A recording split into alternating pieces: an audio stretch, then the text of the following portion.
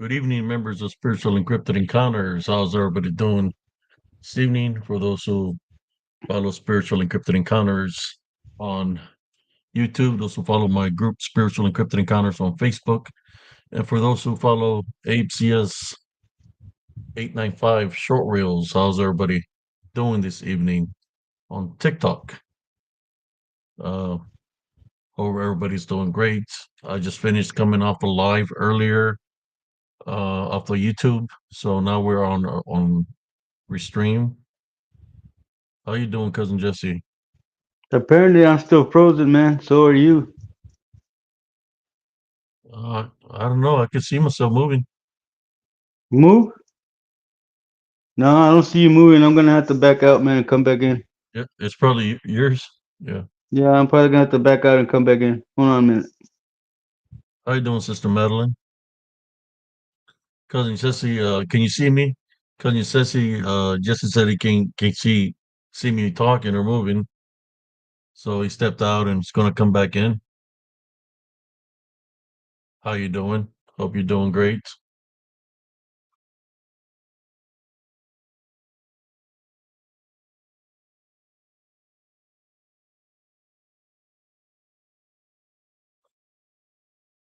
Yeah, I was telling you it was working right, but he said he was freezing up on his side, so he stepped out and he's gonna come right back in.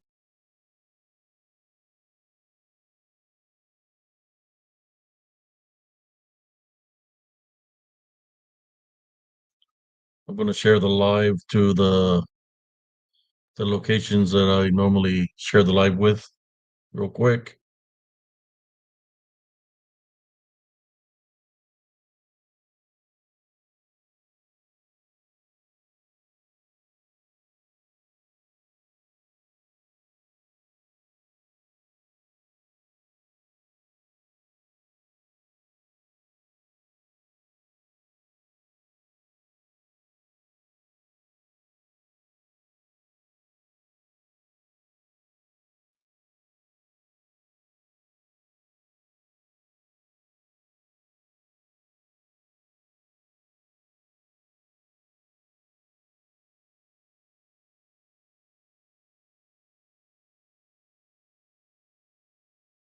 He's telling me to send him a different link.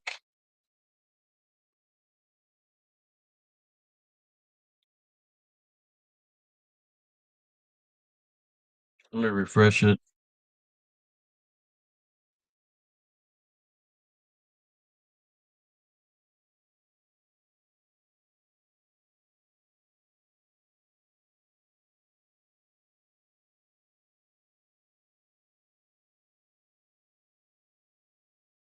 Let me send a link to him real quick.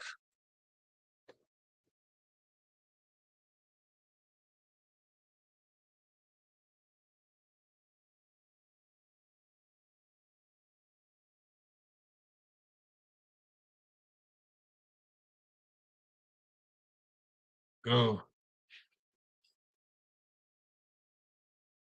I sent him a link, another link, so he can join. How you doing, Sister Madeline? Yes, let's share my live on the share on the locations I shared to. How you doing, Sister Liz Delgado? Brother Smurfy? Still waiting on cousin Jesse to pop in.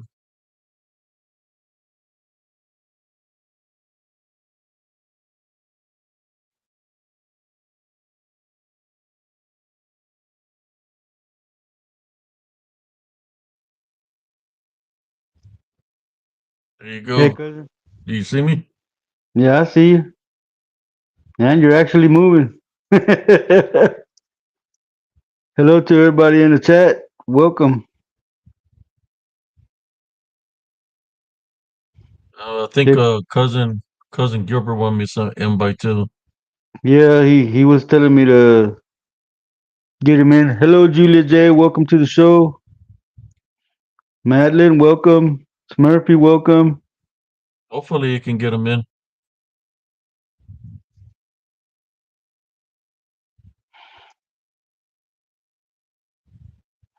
Hi Liz, how you doing? How you doing, Sister Julia J? I hope y'all liked the little episode I did earlier for about 2 hours. I just felt I had to speak on some things. Welcome, Sometimes Peace Frogs. when I want to say things, I just stay focused into what I want to say. Things that I had to talk spiritually to the members of Spiritual Encrypted Encounters. Encounters. You know, uh, Telling cousin Jesse after did the live, after I prayed, started feeling a little bit of tension around the neck area. But that's what normally the negative attachments try to attach itself to is on the neck area.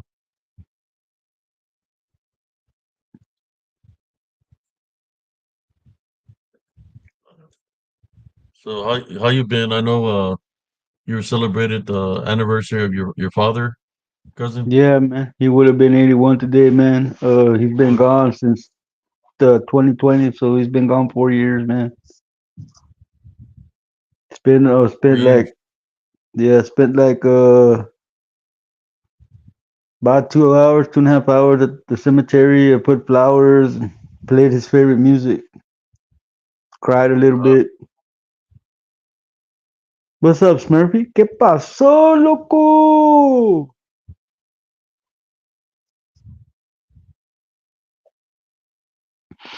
And then afterward, man, I went and had a menudo and cried in my menudo for a while. It made my menudo And taste salty. It made my menudo taste salty.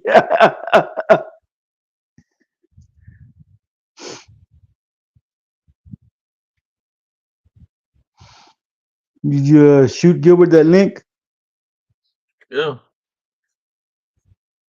send him a link already. Thank you, Madeline. Thank you. I'm just sharing to other sites. Yeah, I sent him a link. I don't know. I haven't seen him pop up.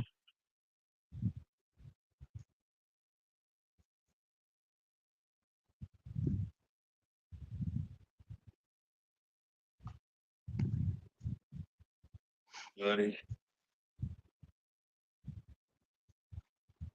Yeah, Smurfy, menudo con lágrimas, bro. Estaba toda madre.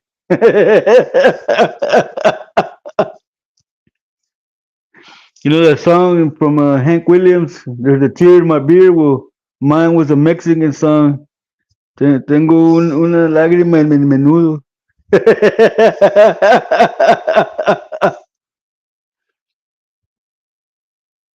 So let's get down to it, man. Tonight is just spiritual encrypted encounters. Talk about anything. Whoever's up to open mic night. Whoever's up to share, sharing is caring. So let's start sharing, people. Let's go.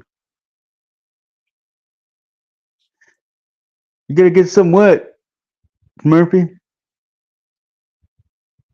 You just started that sentence and didn't finish it, so you're a little sus right there, man. I never liked the group Menudo, man. I was never into that kind of music, man. I'm a rocker, bro. Give me 50s, 60s, all the way to 80s, and I'm good, man. That sounds good, V. Menudo with a tamal on the side.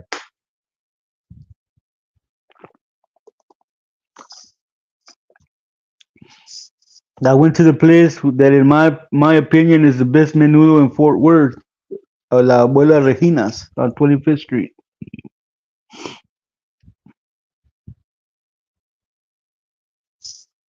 They make it fresh every day there, primo, along with the caldos. They're fresh every day. Sure enough, Smurfy, the 80s was my decade, and I'm sure as hell not leaving. That's all I listen to, brother. Salsa verde in the menudo, yes, V, that's what I put in there. On top of the onions and jalapenos, I put like a half a container of salsa verde in there. I like my menudo spicy.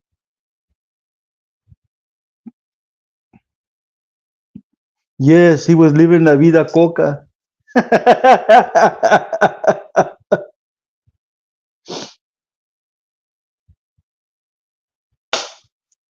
Don't be popping at me, bottle. I'll punch bottles in the face. It was delicious, Liz. It was delicious. Their tortillas, they could be a little better, but the menudo is top notch. So is the caldo. Well, here in Fort Pozole Worth, rojo. there's a lot of places that sell pozole, all kinds. What's up, runner? Welcome to the show, brother. Doing runner, Smurfy, Sister Liz, Sister Madeline. Uh, So what y'all want to talk about? It's open mic night. Give me a topic and we'll talk about it. Anything, Yeah. anything. First come, first serve. Anything anybody want to talk about. What's up, Real MMA? Bienvenido, bro. Welcome. Welcome, MMA. Let's, I know, man, and I just had to have a one of those shakes so that you won't be hungry. Where did you live, Julia J. In Fort Worth? I'll tell you. I'll tell you where if I know where you lived.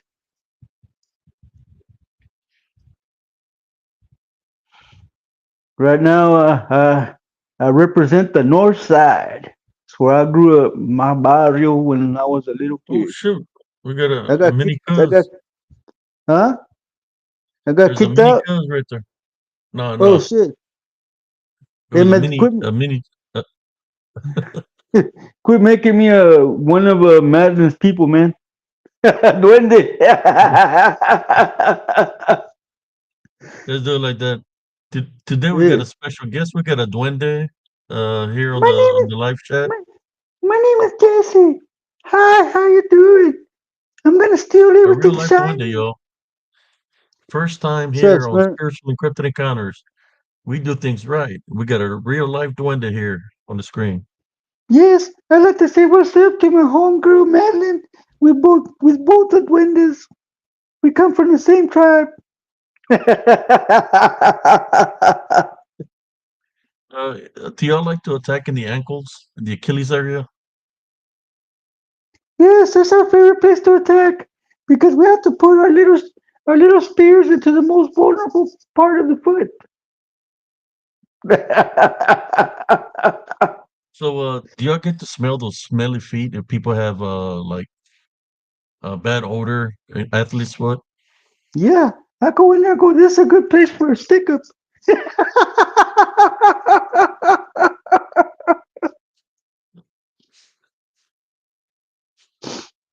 There we go. Oh, The I'm duende back. disappeared on us. The duende disappeared on us, yo. I don't know where he went to. I guess he disappeared with his magical powers. Well, Madeline, ask my uncle, ask my cousin what my nickname is.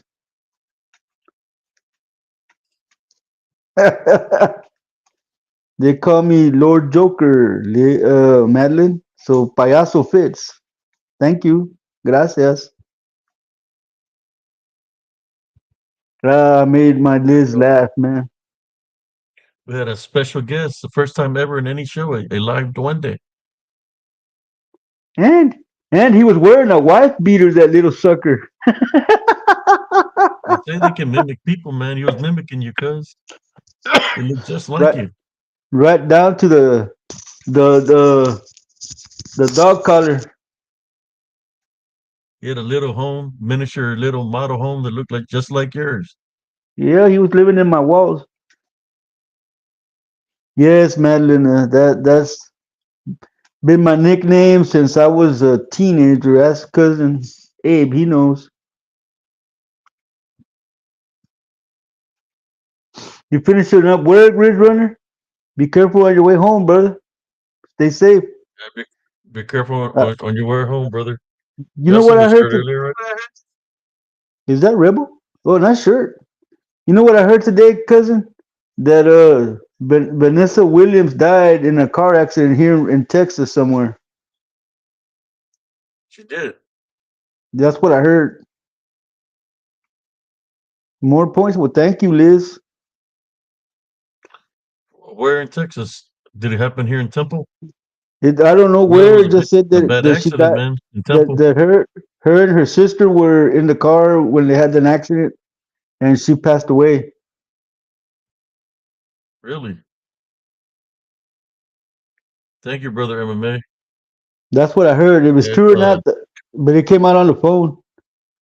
I dig that shirt, man. That's the kind of stuff I like to wear. and I got a design on the back too. Yeah. Did you like my? Do you It's like just my nickname, Liz?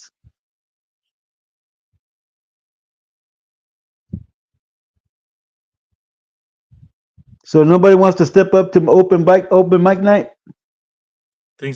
I think everybody's shy. So somebody That, that somebody give a topic and we'll talk about the topic. How about that? Name something and we'll talk about it. I know Sister Madeline is always talking about things. Name something or ask a question.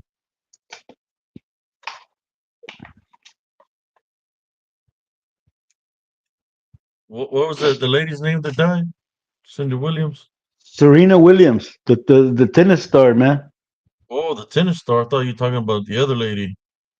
No, that's Venus. They were both in the car, but Serena's the one that died, is what I heard. I don't know if it's true or not. Uh, If they were in a bad accident in Texas.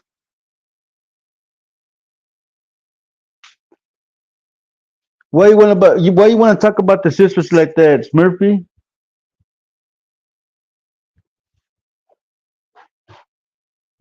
Smurfy well, you, wants to talk. I don't see nothing about it. Okay, then I guess it was a fake news. Smurfy wants to talk about brujas in the church, cousin. Brujas in the church. Yeah, Who said that? Smurfy.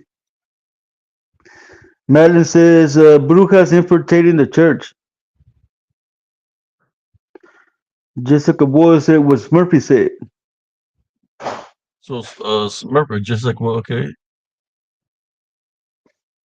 we can talk about how can they infiltrate a church? Would be the question, right? Well, the brujas or anything that is already working on the other side of the balance, they infiltrate. They like to infiltrate, whether it's a church, a parish hall, a jamaica, a house. They have to infiltrate in order to plant the, you could say, the negative seeds. If they're trying to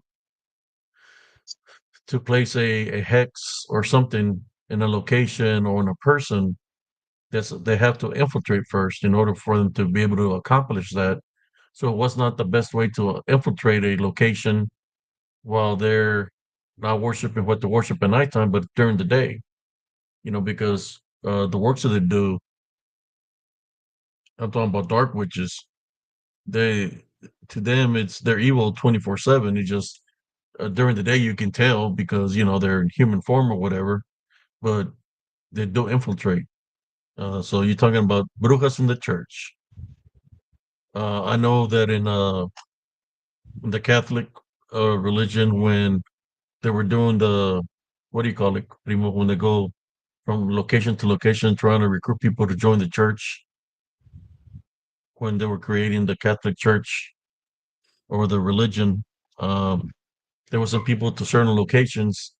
So in order for people to join the Catholic Church, since a lot of people that they got to join the religion of the Roman Catholics somewhere in Mexico, right? You had a lot of people that worship other things over there. They were still worshiping things like things of the Aztecs, the Mayans, and things like that in the nature. There was a lot of witchcraft and necromancy. So what they did is implement certain things, statues. If you see in the Catholic, there's certain statues of female and male, and they have like the Virgin Mary or a saints. But when they created it, it was so people can worship all worships of all beliefs. That's how a lot of there's a lot of witches and brujas and brujos in the church, even though they go in there and they might them and I ask God for forgiveness and repent. They go in there, but they're not worshiping Jesus Christ. They go to make a mockery of Jesus Christ. And the ones that I will see, they were always dressed in black, and they will sit in the front of the church. There'll be like man, like every nine females dressed all in black on front of the church on the right side that I could far remember. Then I would say, well, maybe they're just friends. Like maybe they're widows, and all the widows sit up there in the front because their husbands are not here no more. But then when I remember when they were praying and stuff like that, uh, they wasn't praying in Spanish or English. They were like chanting a different language, in which I don't think that if all of them are married to different men, that they're all going to be chanting the same thing, and it's not English or Spanish, you know. So that's when I figured that the females that were dressed all in black with the veils on their face were actually brujas infiltrating the Catholic Church.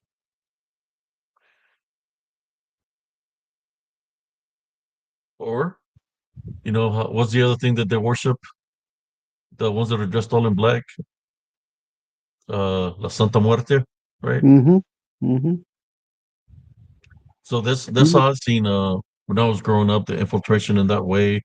Of course, you could see along with the brujas, you could see the dark shadow figures flying around from darkness to darkness. Like there could be lighting in the church, but they would find a way to go around the lighting to go from dark spot to dark spot.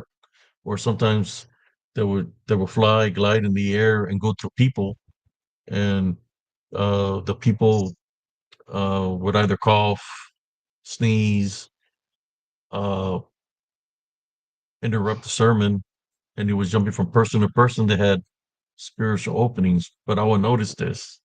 I was just about to say that, Liz. When I go to church, I have to sit there with my eyes closed so I won't be sinning because of the way some of these sisters are dressed. I'm sorry, cousin. Didn't mean to interrupt you. Somebody said you said widows, but I thought you said gueros. We know where your mind is, man. You're thinking about running, coming home, driving, thinking about your balls. That's what you just said right now.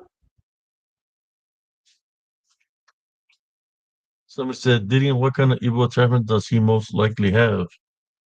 He probably has Spirit of a perversion, incubus, an the incubus. spirit of perversion, probably the spirits of Sodom and Gomorrah. Only God knows what they did to a lot of people, a lot of victims.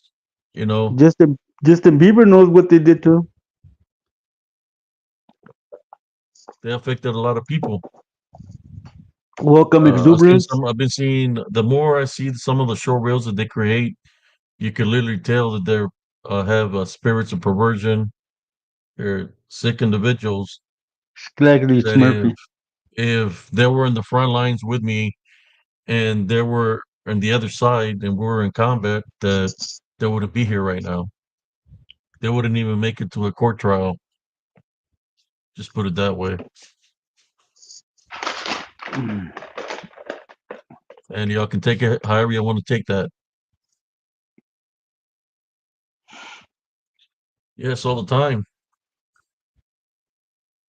They infiltrate. They infiltrate that way. The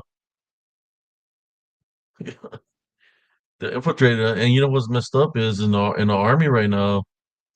At one point in time, I remember my cousin was serving when I was already out. He said it was called the Rainbow Army. So there's a lot of that infiltrating within the army right now. So I don't think Star CS will do good in this new army that they have because most likely I'll get in trouble for Yeah, beating up people. you wouldn't want to be a pink beret.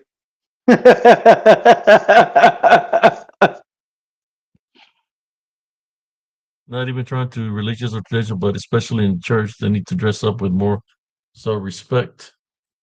Exactly, Smurfy. I agree with you because, like I said, I go to church almost every Sunday, and during the whole sermon, man, during the whole church day that I'm there, man, I have to sit there with my eyes closed so I won't be sinning.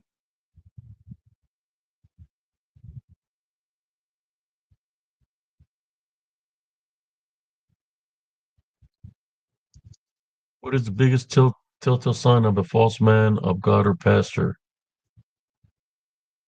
I'll let you answer that, and I'll answer after you, cousin. Well, I wouldn't know because I haven't come across a false preacher or prophet because up to like 2 years ago I really didn't go to church. So the pastor that the church I go to now is the first pastor that I've come across that I've actually he broke through to me. So I wouldn't know how to answer that question. But I guess if you see him acting inappropriate with a female sister, I guess that would be something a telltale sign. I guess if he's too touchy feely with the females, I like that. That's the best way I could answer that question. Cause I would say sin or temptation. If they're looking at you, uh, not looking you at your face, and they're looking at you everywhere else, there would be a sign that temptation or sin. Or I think the number one to me would be uh if they're just about the tithe, that you go in there to asking for spiritual help, and they don't want to help you out spiritually. They ask, are you a member of the church? uh do you give tithe? Or we can help you till you give like 20 or 30 tithes, when it's about the money. But yeah, there's a lot of false prophets and false preachers, especially if they're telling you to be a certain way, but they're doing the opposite of what they're preaching, but they're not following what they're preaching. Which there's many of those individuals that we know of, that they consider themselves to be Christians or something, but then all of a sudden they're attacking people. They're doing the opposite things that the Bible says. well, it's like that TD Jakes man. He was hanging around with Diddy, and he's the leader of a big church here in the DFW, man. Jim Baker, remember Jim Baker and Tammy Faye? They Uh, I were don't, I don't know nothing about the super mega dome churches, but I don't believe that those pastors or preachers are real. Those are the ones that cousin Abe was talking about. That they're all about the tithe. That's why they can afford Lear jets and whatnot, man, for their churches. they're dressed all in I was dressed up in freaking suits and all this stuff. Say you have to dress up like this in order for you to be a person of God. That's not necessarily true. God takes you for what's in here, not what's anything materialistically.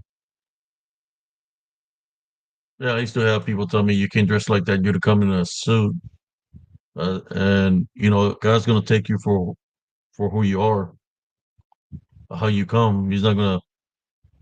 They said they have to dress a certain way and all this stuff. Thank you, It's Egg, for rules of sharing the short reel. that, that's rules of the church, or whatever church they go to.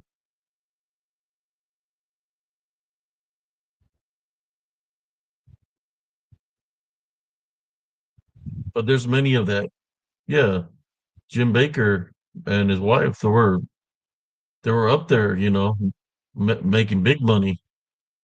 Uh, but they were doing a lot of illegal things. There was filing taxes, and what's the name, was into porn and all kinds of things, prostitution, and Yeah, Jim that's Baker, I what can happens remember him. when you have all kinds of money. I remember that Jim Baker cousin. I have If they're sinned. trying to get you to drink Kool-Aid or Flavor Aid, don't do it. That would be a sign of a bad minister if he's trying to get you to drink Flavor Aid. No, I'm just playing. That really Dude, happened. What was the name of the that guy? that Kool Aid stuff brings out the black in me, man. If it's a red Kool Aid, I'm gonna drink it, man, because that's because I'm black.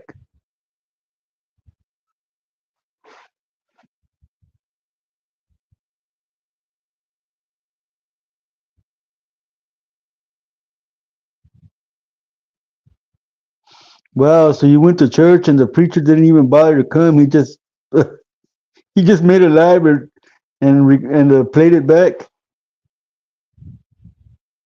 You remember that, Smurfy? He was crying with big old tears, saying, "I have sinned. I didn't mean to." And Tammy Was Faye, that? all her mascara was running because she was crying because her husband had had an affair with that woman. He was like, "I have sinned." They Jim went to Baker. prison.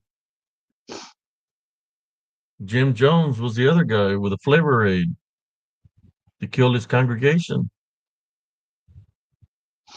Oh yeah, Smurf. What picture was that, man?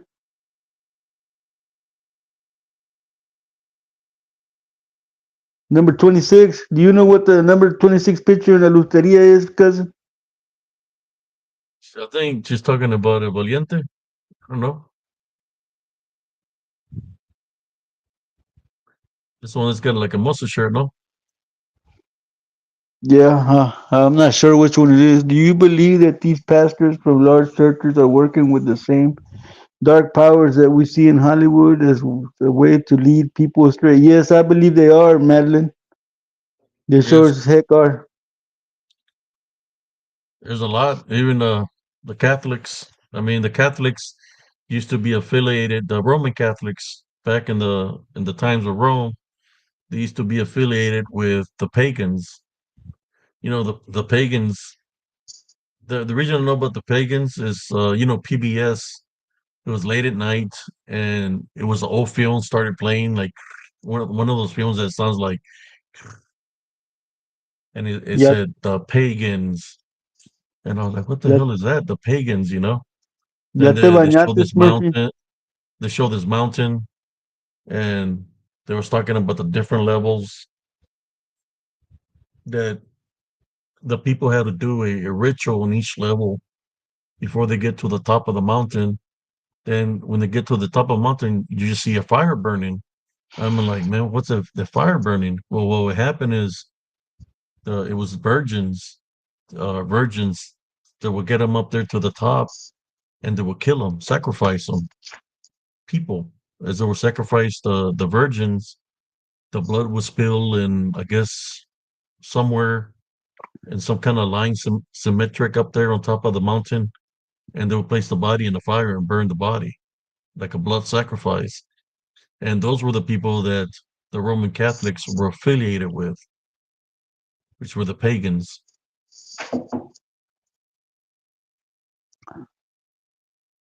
Well, they just told me what number Loteria number 26 was. El Negrito. He called me El Negrito because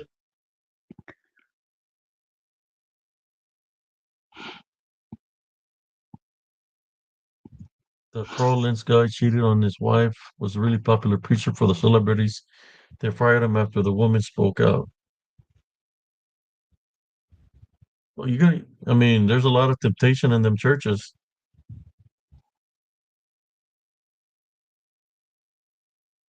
A lot of Jezebel spirits and a lot of succubus and incubus roaming around in the church.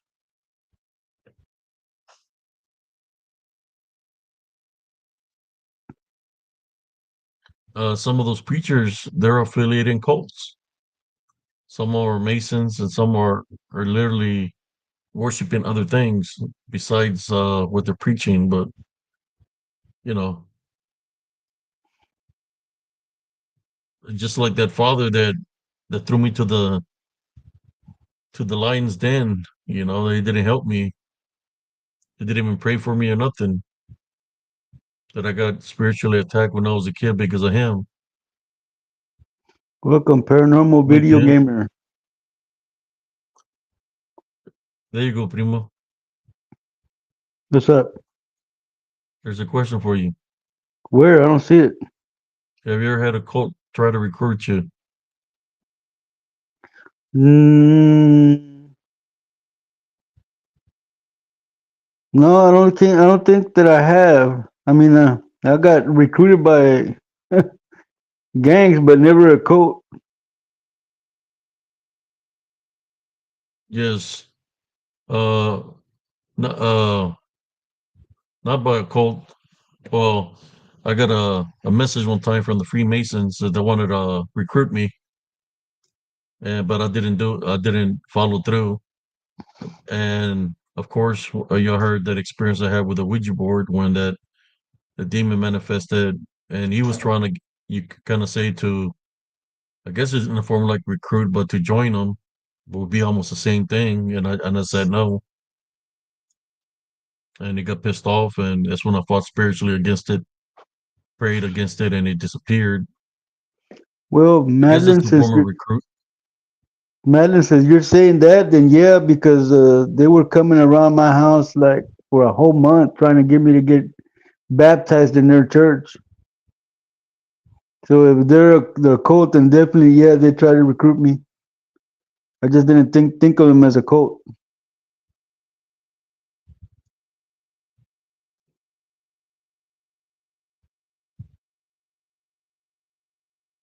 Well, thank you for coming in, paranormal video gamer. If you are a real paranormal researcher, check out our short reels. You might see something to make a story out of. Talk to my brother, my cousin Abel, the creator of the short reels.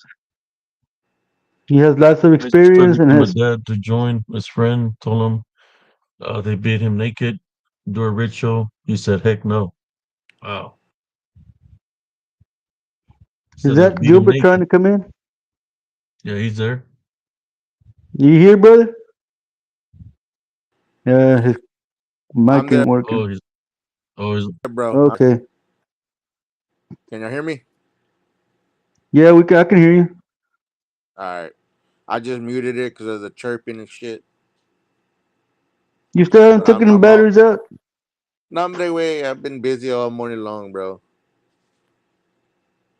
Well, I'm glad I didn't come over, man, because I was gonna bother the hell out of you. Yeah, you should have came by. I was bored as hell.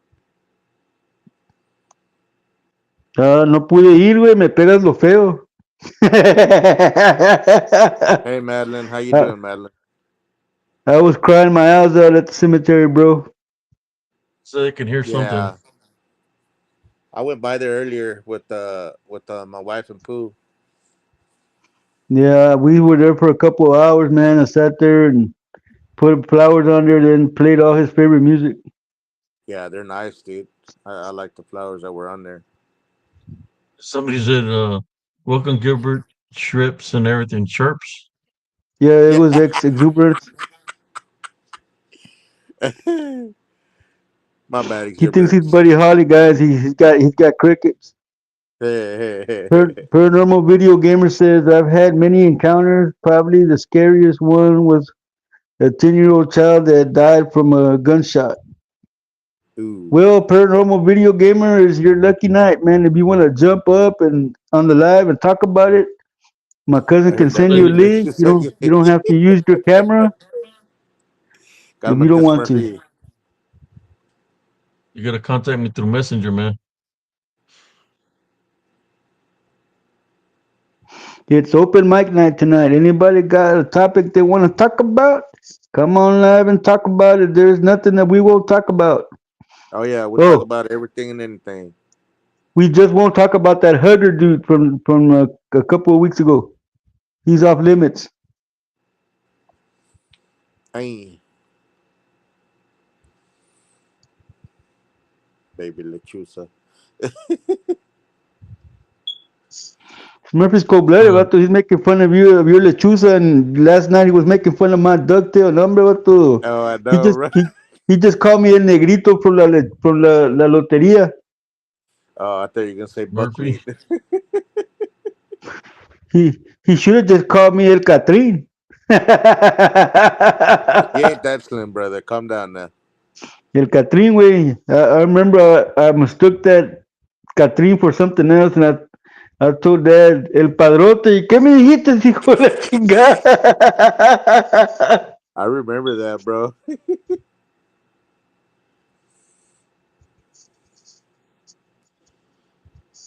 You shared it? Okay. Thank you, Paranormal Video Gamer. Yes, sure. Thank you so much.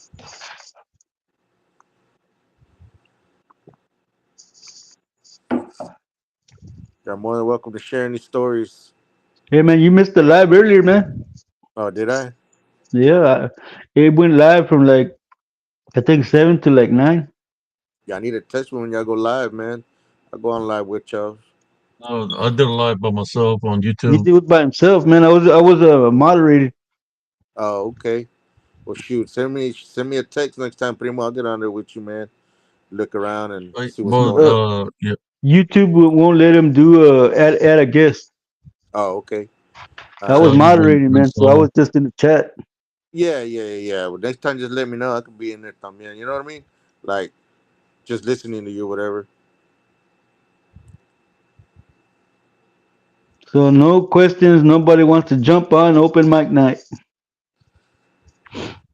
Go ahead, say something, man. Share a story. Rich Runner says he likes Kool Aid as well, so we both would have got it done in, man. Yeah. So he And likes I'm on Kool Aid. Kool Aid. So he likes P Diddy Kool Aid. Oh no, man, no P Diddy Kool Aid, bro. Paso, Oh There's shit. baby oil Kool Aid. They got wake a up bottle, baby. smelling like Kool Aid and a butt smeared with baby oil. Yeah, they got a baby. They got baby oil freaking bottle in the damn kitchen. Yeah, I that's think he my got the. brother, paranormal. That's my brother's smoke detector that he can't find the batteries. He can't I find the can't find the batteries, man. batteries. So he can't find the batteries. So I'm sitting here going, "Dee, dee, dee." Yeah, yeah. Okay, Well, Sister come on Madeline. with your bad self, Madeline. Jump on here, but don't forget to wash your hands. That's cool though. Fucking Smurfy. Yes, Murphy's a card, Sister man. Mimi here. Yeah.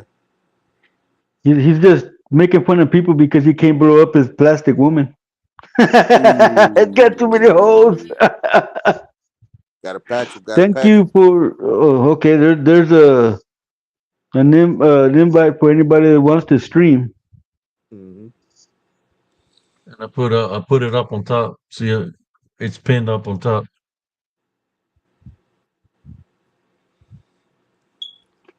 Well, I like the fruit punch at least, but I call it red Kool Aid, and I like the grape because it brings out the negrito in me. Yeah. So we're talking about cults. I remember I could share a story about a cult that I remember I encountered. Uh, it happened when I was like 17 years old. Uh, my cousins had invited me to Hergill because they would come to the Walmart and I would give them my discount so they could, buy Hi, whatever. They'll come from Hergill to the Walmart to send me. They told me to go. There's a fly here or a butterfly or something, a moth. They told me to it's the go Mothman. It's the Mothman. over there because they had an election and they're going to have a barbecue. It was going to be a big barbecue for the little town or whatever. So I went, got me a plate, and there was this female there. We were talking, and she said if I wanted to go hang out with her, I go hang out at a crib. She was older than me. She's probably like in her 20s, upper 20s. She said she had children. So yeah, I got beer. You can come chill. So I said okay. So I went over Yes, there. sir. We were chilling and drinking. I think we're drinking Old Milwaukee Best. It's a nasty beer, I think. Oh Yeah, yeah. But it is. it was we were drinking it, That's some nasty fucking and beer. she was there with all her children and stuff, and we were just talking about you know music and just ordinary things in life, and it was like 9:55, and she said, "Oh, I think you better leave," Oh and wow, Julie Bug. her whole demeanor changed. Her demeanor changed. Uh, Welcome, Royal Deluxe.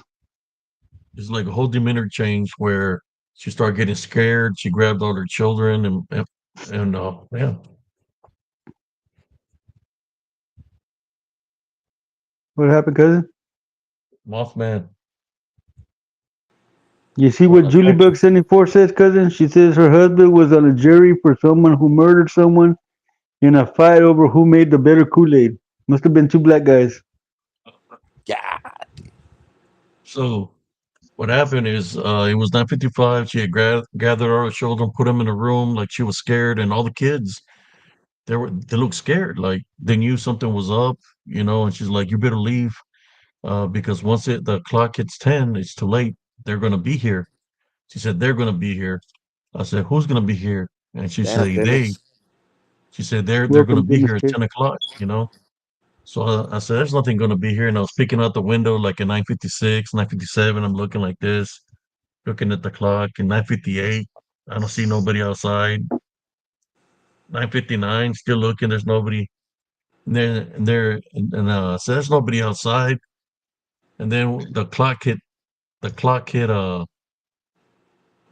10 o'clock, and she said it's too late. She closed the door, the door in the room, and they were all scared, like screaming and shit. And I was like, why are they screaming?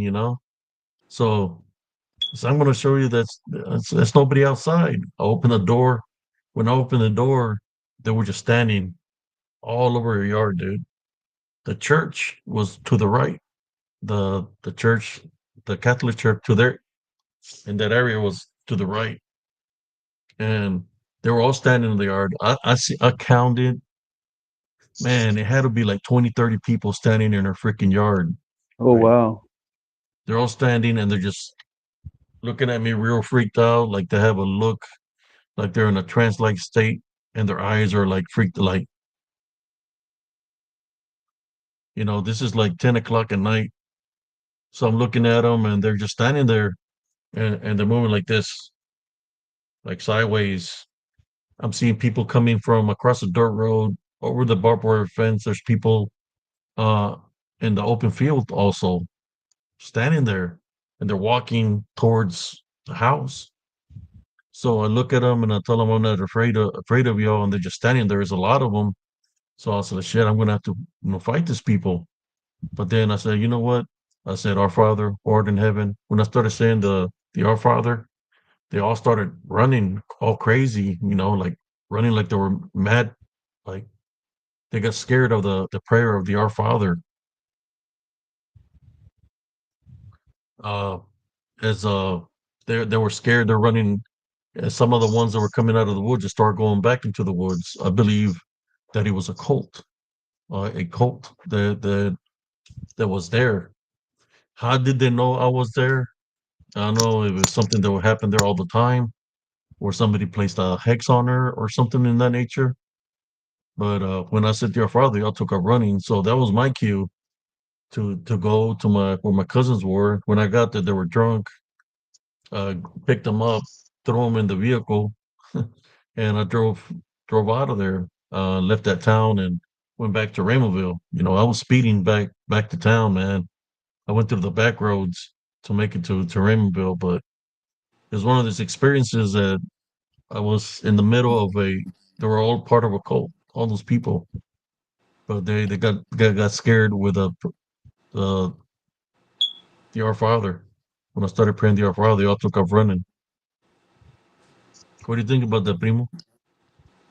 That's crazy, man. I can't believe. I mean, I've seen it before, man. Over here near this lake where we used to live in that other house when we were younger.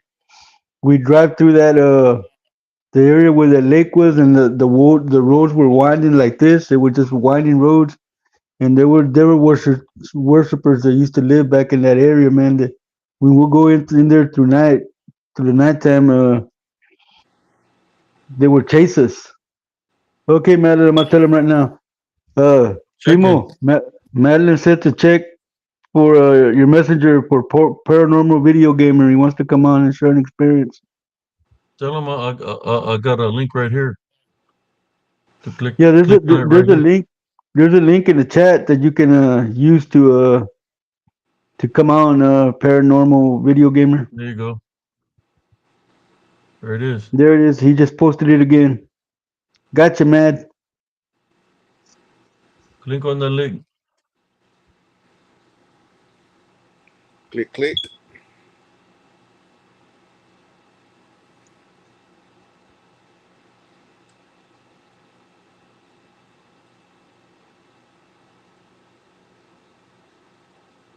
But yeah, cousin, every time we would go through that neighborhood, man, we'd get chased by devil worshippers, man.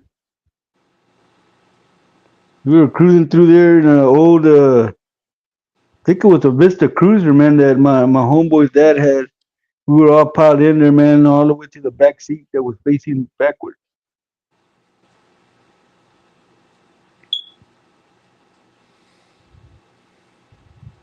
Let me see if I can find a boy here. I see him.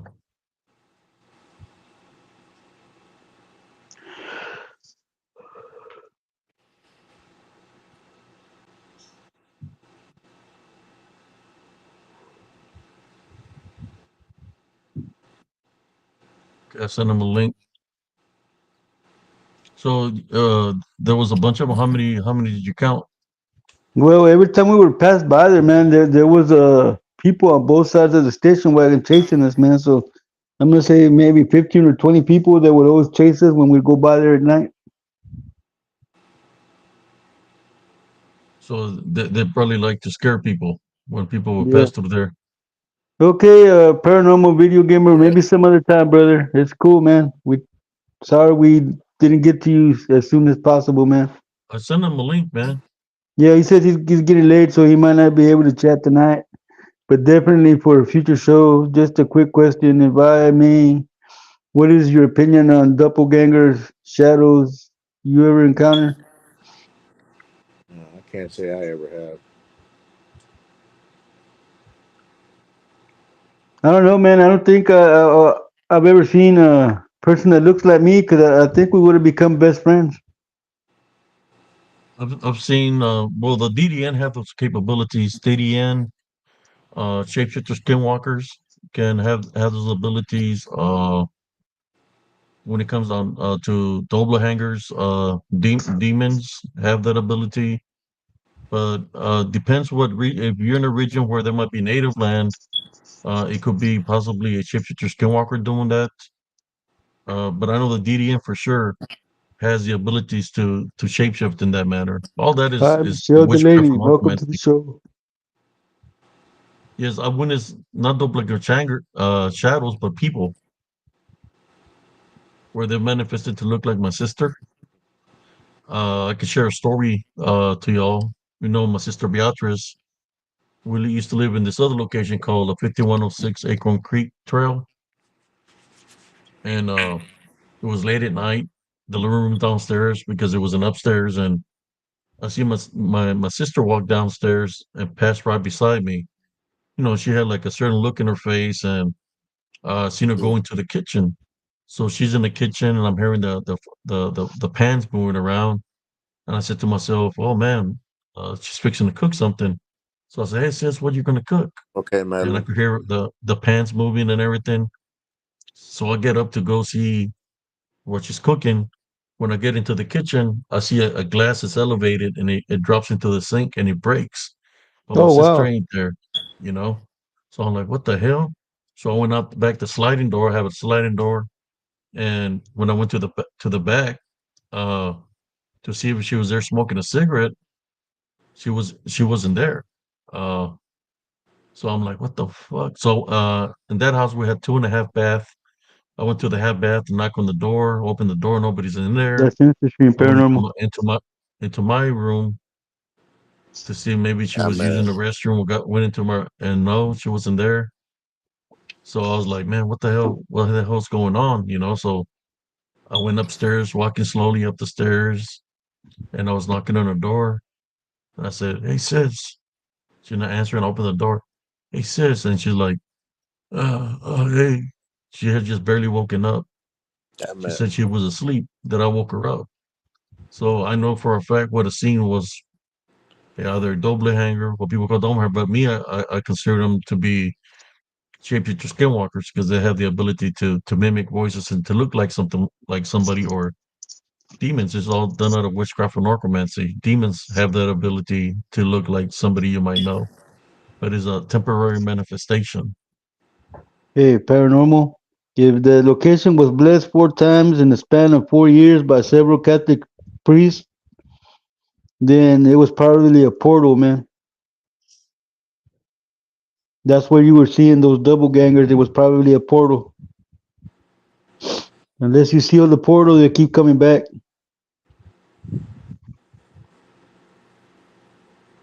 And you know what Jesus Christ said about those kinds of demons? They can only be removed by fasting and meditation.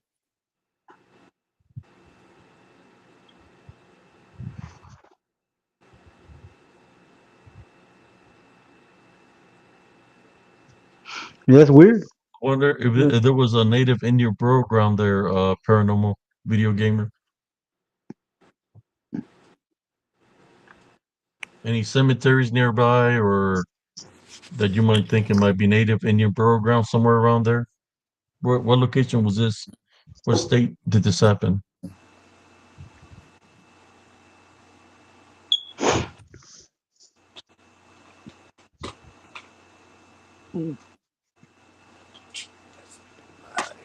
And sometimes a blessing, the priests are going there blessing, and so, man, a lot of the priests nowadays they're just doing it. They do it as a job, like they consider that a job. They don't consider that they're doing works through faith. So if they're doing it without faith, then the blessing is meaningless because it has to have some kind of faith to believe in Jesus Christ in order for things to happen spiritually.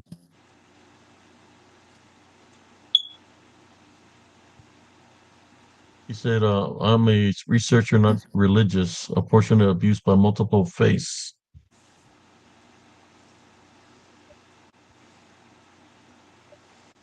Wow. What did you say, Primo?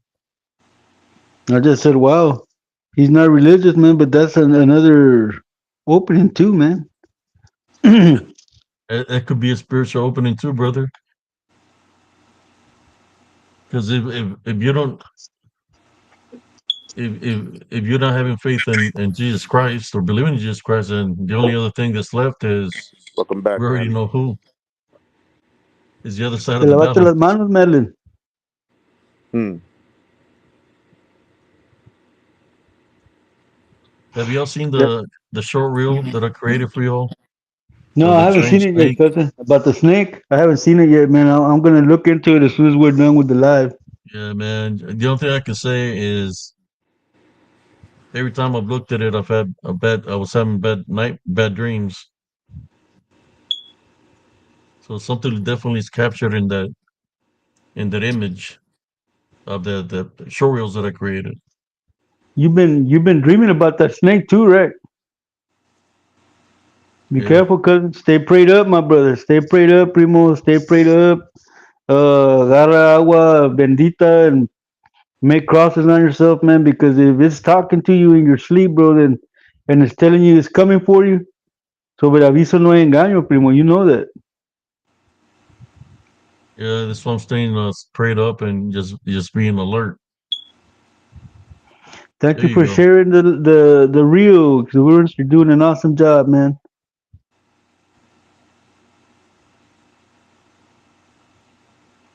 So yeah, brother. Whoever was here talking about they don't believe in religion. Well, that's a spiritual opening right there. Yeah, we're not trying to So, offend you either, paranormal video gamer, but just like it says, man, you can't believe in God and not believe in Satan because they coexist. It's the yin and the yang effect, man. Yep. and a lot of the Scientology is just a name. What they really believe in is other things dealing with the other side of the balance. I mean, they're trying to create things to supposedly to try to fight a religious war through science,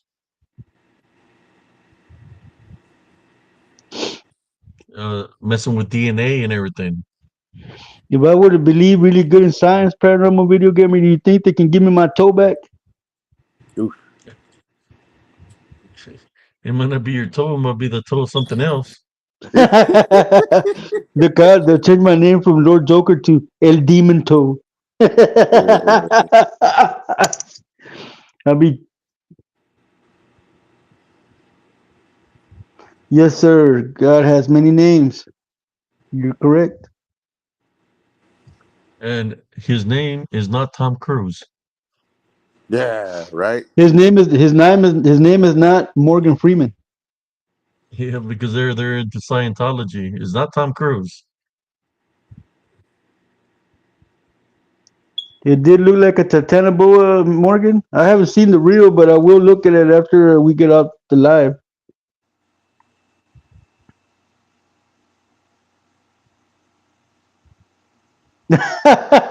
You're You funny, got a paranormal. duende in the house. Yeah.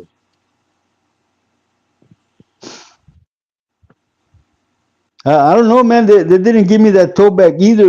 Paranormal. They kept it. So somewhere out there, there's a double ganger of me with a missing toe, Yep. or looking like a toe. Yeah. Just when I had that lung operation, I Yeah, never got Dennis. I that. mean, is Dennis here? Huh? Us? Yeah, yeah. Okay, that's Can Dennis. you guys hear me? Yeah, yeah. Hey, welcome to the show, man. Yeah, we hear you, Dennis. Okay, yeah. So, I want to tell you about this strange encounter that I had. I was exploring near this haunted asylum in Detroit with some friends. We were, I think, maybe like early 20s, Hi. and we went there, and we were kind of on the grounds, and this is kind of like late at night too, but we look over and we see what looked like 3 or 4 large black dogs. And at first we thought they were just a pack of wild dogs, but then we noticed that they had red glowing eyes. And this wasn't just like eye shine or anything like that. They had like red glowing eyes, and it really freaked out my friend's girlfriend. So we decided to get out of there, and they started following us, and then they chased us to the car. But when we ran inside the car, we looked back and they were gone.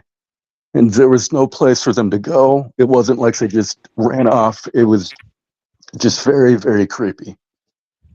Feel like they disappeared, Yeah, vanished. they they were chasing us, and then once we kind of got off of the property and closer to the car, they were just gone, just completely vanished. Hellhounds. What time of the night was this?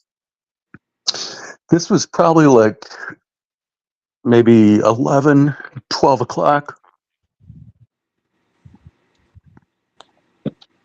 And which location was this again? This was Detroit. in Detroit, Michigan. Yeah. Detroit, Michigan. Yeah, it was That's this pretty crazy right there. old, yeah, old haunted asylum, and that's not the first time I've heard of uh, dogs kind of guarding haunted places. I know that black dogs are pretty common in the UK. Black dog sightings. It's probably guarding the souls that are trapped there. You know, it's like they're territorial. To become territorial of whatever souls are lost there. So that's probably where we're seeing them because Yeah, uh, that's we probably. as children of the light, we have the ability to pray for lost souls of there or any spirit to be able Yeah. to try to get them out of that area to help them cross over. So that's why they surface up because they don't want you to go there. Because if you go there, then the spirits are going to make contact with somebody in your group. Most likely had the ability to make contact with them spiritually. So the hellhounds appeared to scare you all away because they didn't want. There's somebody in the within the people that was with you. They probably had the ability to communicate with them, and not just communicate, but to be able to pray to cross them over. That's why the hellhounds came at y'all the way they did.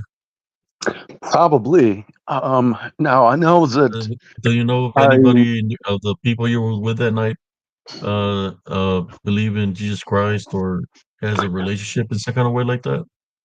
Yeah, I mean, probably would have just been me because my friend's girlfriend was a total atheist, and then Mhm. my other friend, he's one of those kind of like spiritual but not religious people. So it probably would have been me that was the most like religious one there. But I do know that something similar happened another time. We were exploring this abandoned building in Detroit, and one of the one of the rooms. As soon as I walked in there, I got this very bad energy that like something really horrible went down in that room. Like my skin got real cold. I felt sick to my stomach. And the creepy thing about this room was that it was painted all white, which wasn't. I think it was the only room that was painted all white, and then scribbled on the wall in like everywhere on the wall and on the ceiling, upside down, sideways. It said, what did it say? It said, I loved Jenny, but Jenny didn't love me. I loved Jenny, but Jenny didn't love me. It looked it was just very creepy. And as soon as I got out of the room, I started feeling better and stuff. But it was just a very creepy experience too. And I know that in some of the other rooms in that building, we did see signs of satanic worship. We saw pentagrams and stuff like that painted on the floor. So just very bad vibes. So it could have been a portal left open in that area. Mm-hmm. That's what it Yeah, sounds could like have to been. me.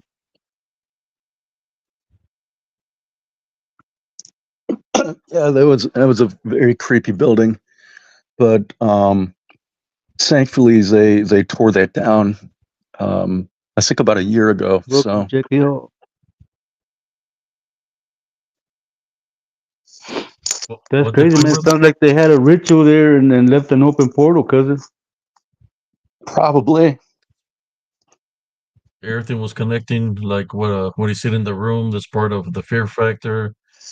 And you know, if there's demons there because of the open portals, that's how they attack is through fear.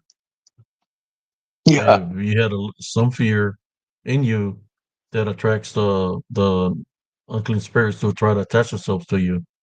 Any other friends get attacked? Not really. I think it was just me. Um, but I know that I did. I felt like I was having like a panic attack almost, and I just started praying really hard and got out of that room and stuff. And then after that, I was feeling better. But it's, I mean, that stuff is definitely real. So how long were you in the room, brother? I was maybe in there like probably just like a minute or so. So you got you got flashlights or no flashlights inside the house or inside the Senate So this was inside the location. actually, yes. So that time we went like during like the midday, like afternoon. So it was still light. I think we did have flashlights for some of the rooms. Um, actually, Uh-oh. we went into this like I want to say it was like some sort of a freezer. It would have been like a large freezer area for storage or something. I'm guessing, but we had to use flashlights in there because we didn't have any light. In Um, the short reel or Royal Deluxe. I'm sorry. Go ahead. yeah. So when we when we shined the light on the ground, we looked and we saw what looked like a fresh pool of blood and what looked like a woman's breast that had been cut off, and it that was pretty creepy too, especially Oh, considering the wow. other stuff that we saw there, like the pentagrams and stuff. So yeah, that really spooked us, and we got out of there pretty quick. I got a question. Yeah. Do you still be I know it happened a long time ago, but do you still feel like there's an attachment on you, like of a female? I don't think so. No. You never hear her say anything or hear a woman whispering something in your ear? No, I mean sometimes I've had like nightmares where um I think I could like feel like a presence, but that's only happened maybe once or twice. And I think that was just maybe some sort of sleep paralysis or just having just a nightmare. But You just no, said I the mean typically name was Jenny, right? Of the was on the wall, that was written on the wall or on the uh ceiling. yeah, Jenny I think was her name, yeah.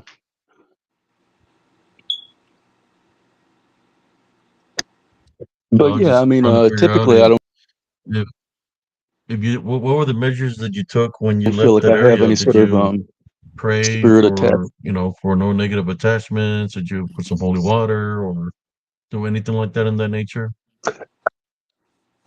Um, I didn't know, but I mean, I'm a pretty spiritual person anyway, so I'm always, going to church and praying and stuff like that. So,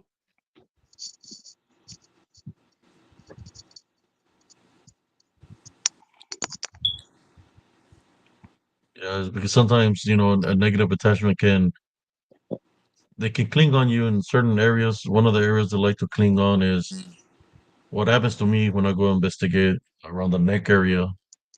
That's what they try to attach themselves to. It's like a form of bondage, but they like to tie around the neck area because they want to block your spiritual senses. Hey, Benny, how you doing? yeah, that yeah, that's creepy. Dennis, have you had any paranormal activity in your house after visiting these places? Sister Madeline asked the question. No, I've never had any weird activities in the house or anything really like that since. I mean, and this was probably like at least like it was like over a decade ago.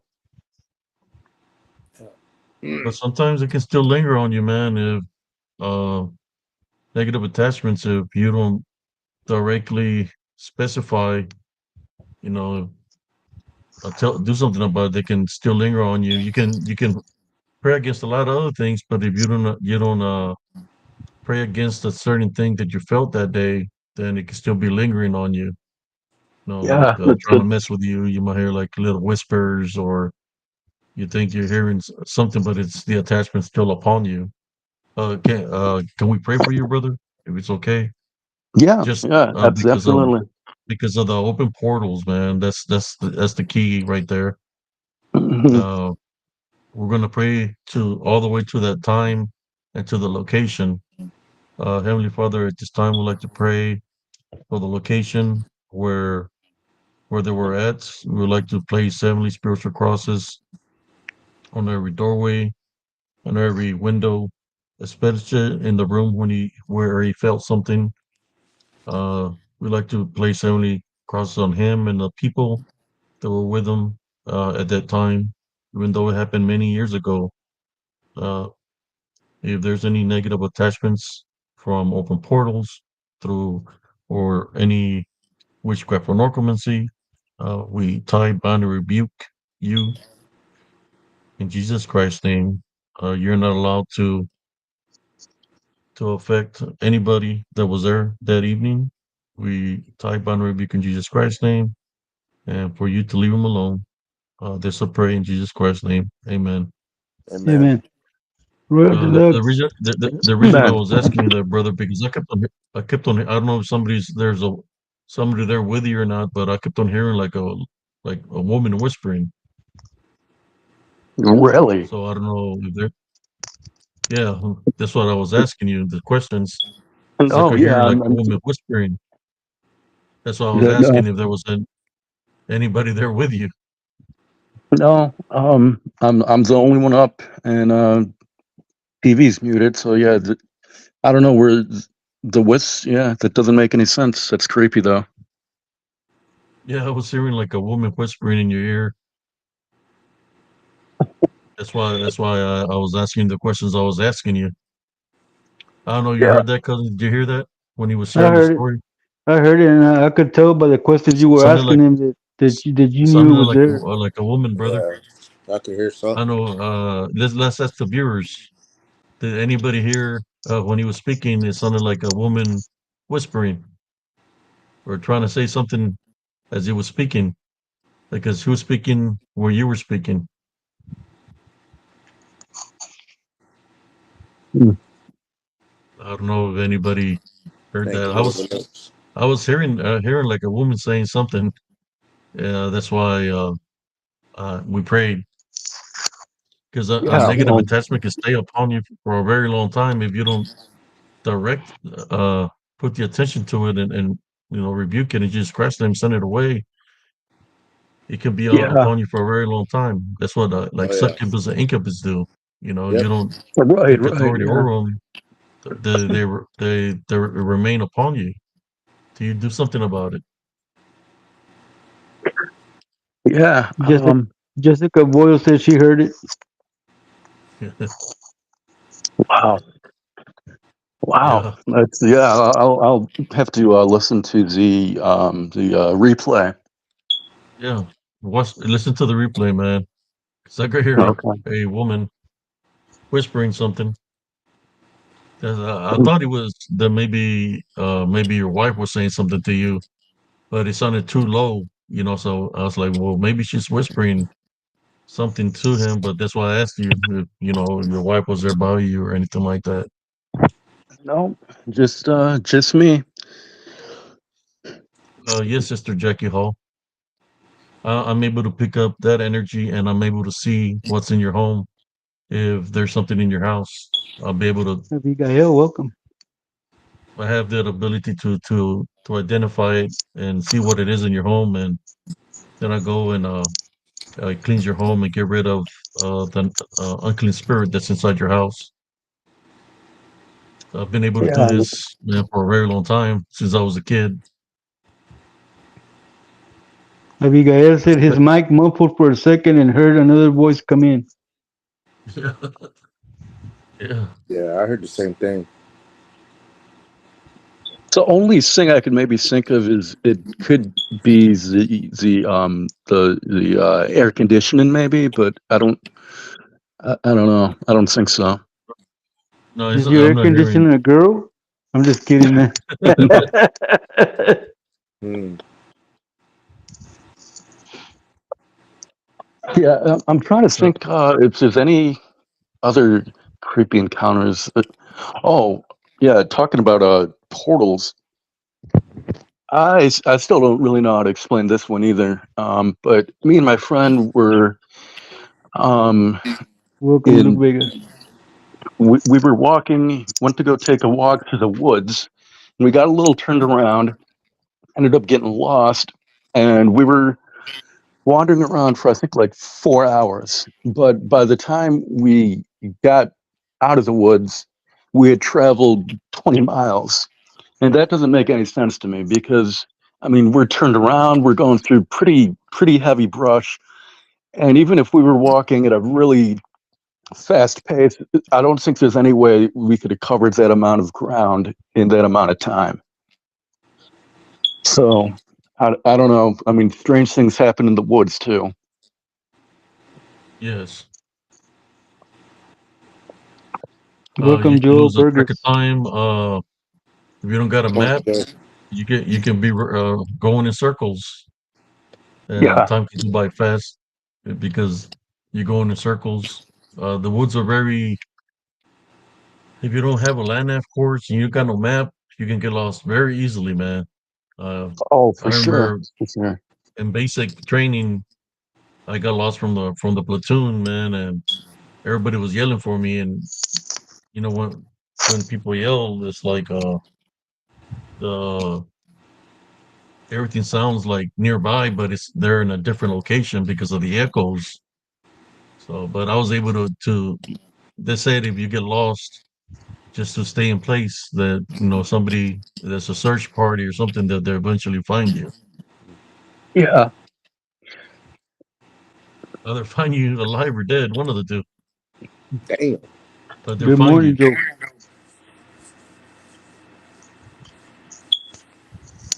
So you lost the track of time for how many hours again? We were gone, I think, like around 4 hours, but I mean, 20 miles in 4 hours, that's kind of a stretch. Yeah. And you were in the during the day or at nighttime? This was like probably around like 1, 2 o'clock in the afternoon. When you were out there investigating, you ran into anything crazy like any rock formations or things hanging from trees? I don't I don't remember running into anything crazy. I think we found an old hunter's blind, but I mean that was it. I don't think yeah, nothing crazy that time. Now there was another time up there that we ran into this, and this is kind of creepy too. We ran into this old like abandoned house, but it was kind of set back in the woods, and like you could, if you didn't know like where the little trail was like to get in there, you might not even see it from the road. And so you kind of, all the trees are pushed together. So once you kind of get on this little trail, it ends in like a little like metal gate. And then after the gate, then you gotta get out and walk a little ways on foot. But after the gate, the trees are so close together that you can like you wouldn't almost be able to get through the trees.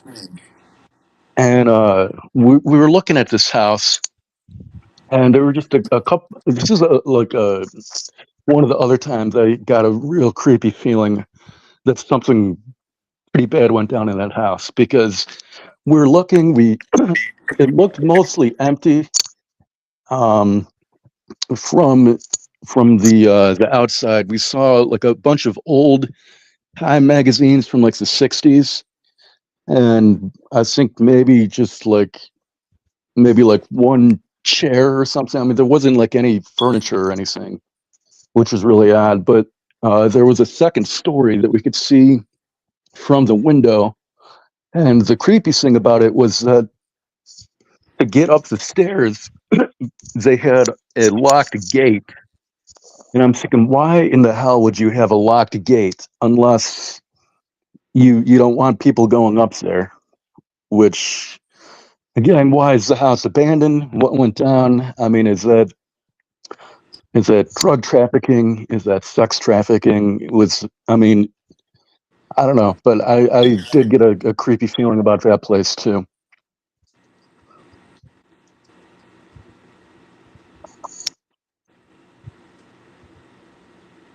So all this time you were out there in the woods, you ever seen anything out of the ordinary? For example, shadow figures or No, I've maybe never seen somebody any. coughing or something out of the ordinary that you might think there might be some activity out there. Never seen anything like that. Um, one time when we did go back to the abandoned house with the gate one other time, like around I don't know, maybe like 10 or 11 at night. And when we were pulling out of the little driveway and stuff, we noticed a car come up behind us, and they went to pull in the driveway, then they reversed and they started chasing us. Now, maybe that was just kids trying to spook us a little, or I mean, maybe I mean, who knows? But I mean, we were going like 90 down these back country roads trying to lose these guys, and finally we were able to lose them. But I always found that kind of creepy. And then the next year, that house was it was tore down.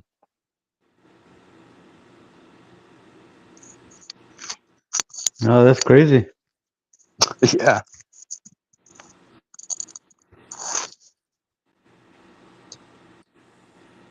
And then let's see. So the only other weird thing that happened, and I still don't really know how to explain this either, but me and my friend were probably about 15 or 16 at the time, and we were walking back to school through, just a little neighborhood, and we see what looked like, it looked like a plane had crashed into the side of this building, which was like a senior center for like people in the community, but it looked like part of a cockpit, and like the bricks were um all a mess, and they had some orange construction barrels around it, and there were two men in suits in an unmarked, and we're thinking like, why are like police not here? Why is fire department not here? This is kind of weird. So we decided to go back after school the next day to kind of check it out again, and we go up there the next day, and it's like nothing had ever happened. Like the wall was intact. There was no wreckage. There was no orange construction barrel. And it didn't look like there was like fresh paint or anything either. So it was really kind of odd. It's like, did we get stuck for a minute in some alternate timeline, or because I mean this is just like the next day, so 24 hours to clean up something like that. I don't know. And there was no news reports about it on the local news. And I'm thinking this is only like a few years after 9/11. So if a plane hit, a building, you would think they would be reporting on that. But I don't know. I still don't know what to make of that one.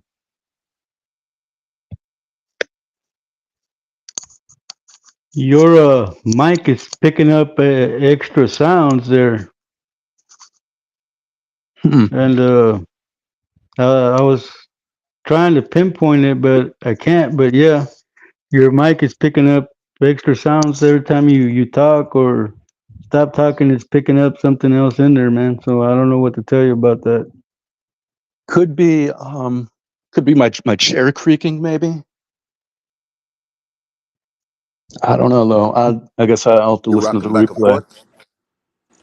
You're rocking back and Yeah, forth when you're talking, or what? it gets a little creaky sometimes if I sit back down on it. Weird. And it sounds like something's like breathing and stop breathing every time you start to talk or finish talking. That's why I was like closing my eyes to see if I could pinpoint it, but yeah, your mic Wow, is picking something up. that's interesting. I don't think I've ever had that happen on any other calls, so it's weird. Watch yourself.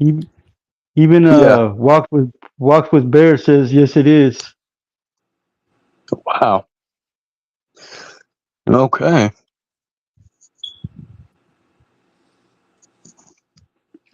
So He said it could be the air conditioning too.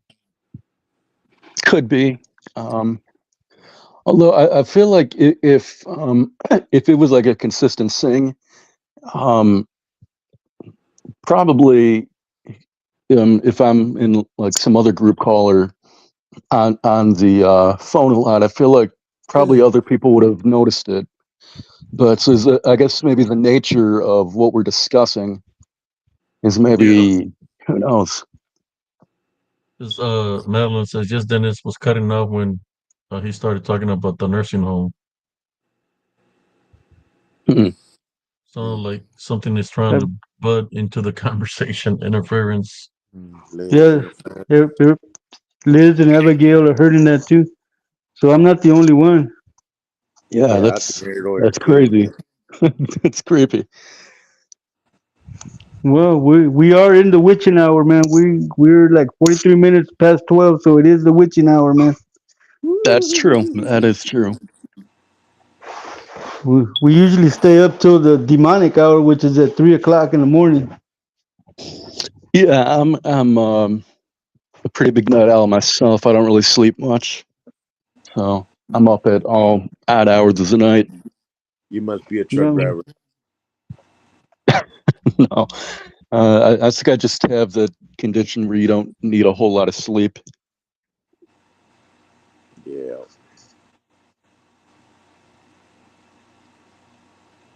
any other questions, cousin? Oh no. I was just listening to I'm what he gonna was put it. saying.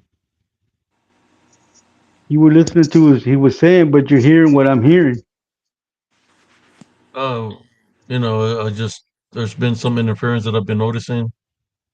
But it's in my case, I'm just trying to focus, hearing the stories, but that's why I prayed earlier Yeah. for him.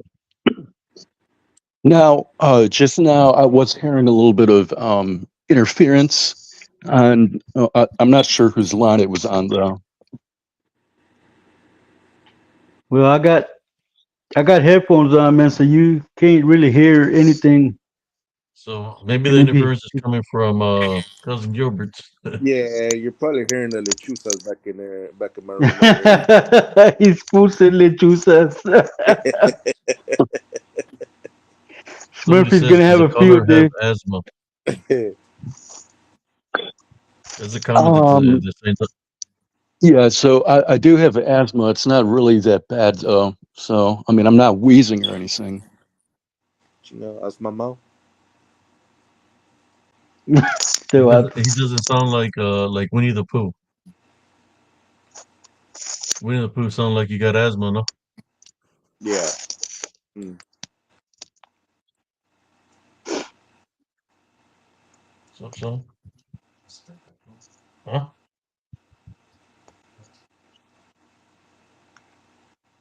Hey, No he's lechuzas in raising that. them in his garage.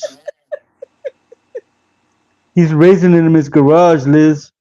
Yeah. You know how people collect pigeons? He collects the chusas. Yeah. What are lechuzas? The chusas are witches that transform into owl-like beings, Oh, but wow. They're they're not the size of an owl. They're like maybe 6 to 7 feet tall, and they have the face of a woman. they're color black, They're either black black owls. in color or white. Yeah, but the dark lictors us the like manifesting into the dark one, which is like midnight Like black. um, Moloch, kind of like that sort of a thing. No, not like Moloch, kind of like Like Lilith. they look like a Oh, harpy. okay. I see. In Spanish, we call them lechuzas. Chooses. Okay. Yeah. But Don't think I want to like have those things in my garage. you have one of those in your garage.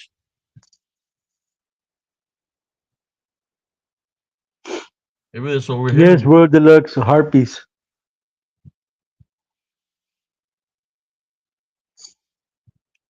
Yeah, Yeah.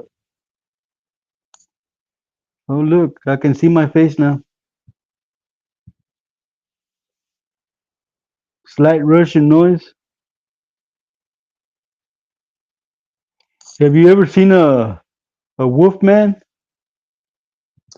I have not. I would kind of like to see one actually. I know that they sound very very terrifying, but I think it'd be cool to see one. Just maybe just once. But Well, I can tell you from experience that it's not very cool to see one, man. I seen one in Mississippi when I was out there working in the cotton gins. oh wow, It was about 8 or 9 feet tall, uh, reddish brown fur, and it was walking on two legs. Had the face of a dog and And it was walking on two legs. Yeah, that would definitely be pretty terrifying. You know what was even worse than that is that they had on site living quarters, and half the people that worked there had children in the houses and trailer houses. So I put out the alarm, and the whole gym shut down, and they started chasing it. We went into the feed storage, which is it goes through a pipe to the other side of the of the property, and through a pipe it goes into a like a storage barn, and it went over there. So everybody started chasing it, right? And they filled up like two trucks, and they were chasing it, and it was like teleporting. It ran across the street into a cotton field, and there, and the two trucks went over there, and I was the only dumb, running, and then I felt it because all my sensors got triggered. I felt it. I looked to my right, and it was standing by a cotton module. The cotton Oh wow, module is about 6 or 7 feet tall, and this thing was taller than the cotton module. And the eyes were red. He was standing in the shadow. I stopped running, and we locked eyes, and I started walking toward it. All I had on me was a box cutter, man. And like I said, I started walking toward it, Sheesh. and it started melting into the ground.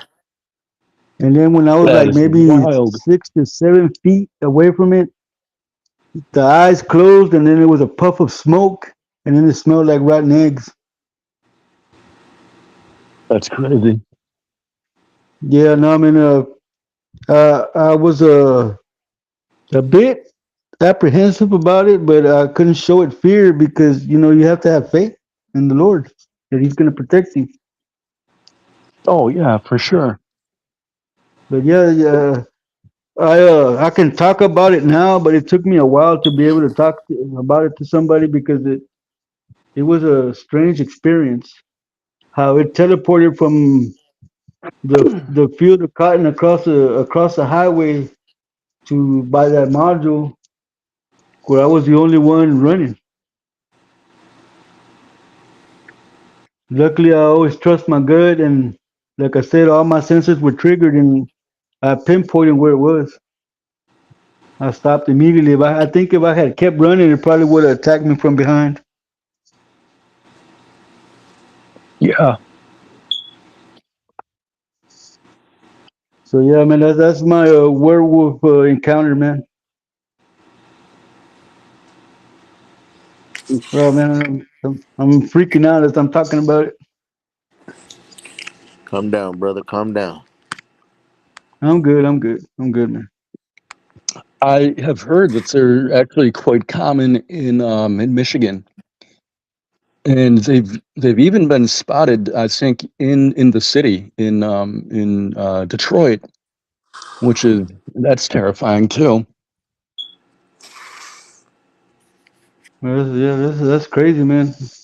That's crazy. But like I said, we were working out there on the side of a highway basically in the middle of nowhere, and it was running around the cotton gin yard, man, just walking on twos like it owned the place. Yeah, That's something you don't forget. Have you anybody been attacked in Michigan, I don't know. I mean, probably. or Um, there, or just been sightings?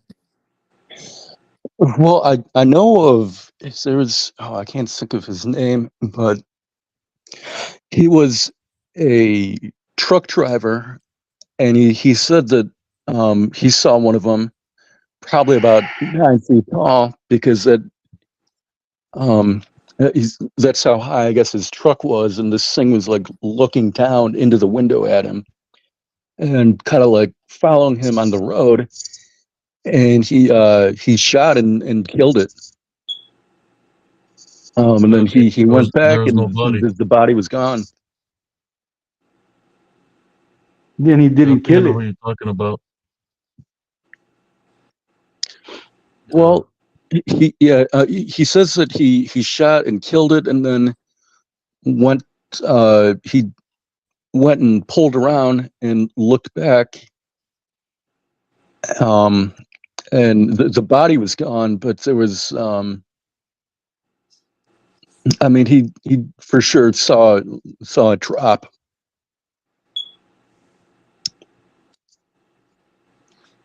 Yeah, because if there was no body, then that means that he didn't kill it.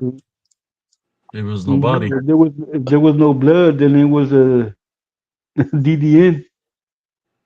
Well, yeah. So he said that there was definitely like bloods there and stuff. Now he's thinking what might have been the case was that one of the other he thinks there were probably two, and they were like two or three, and then if he killed the one, probably the other two kind of dragged the body off.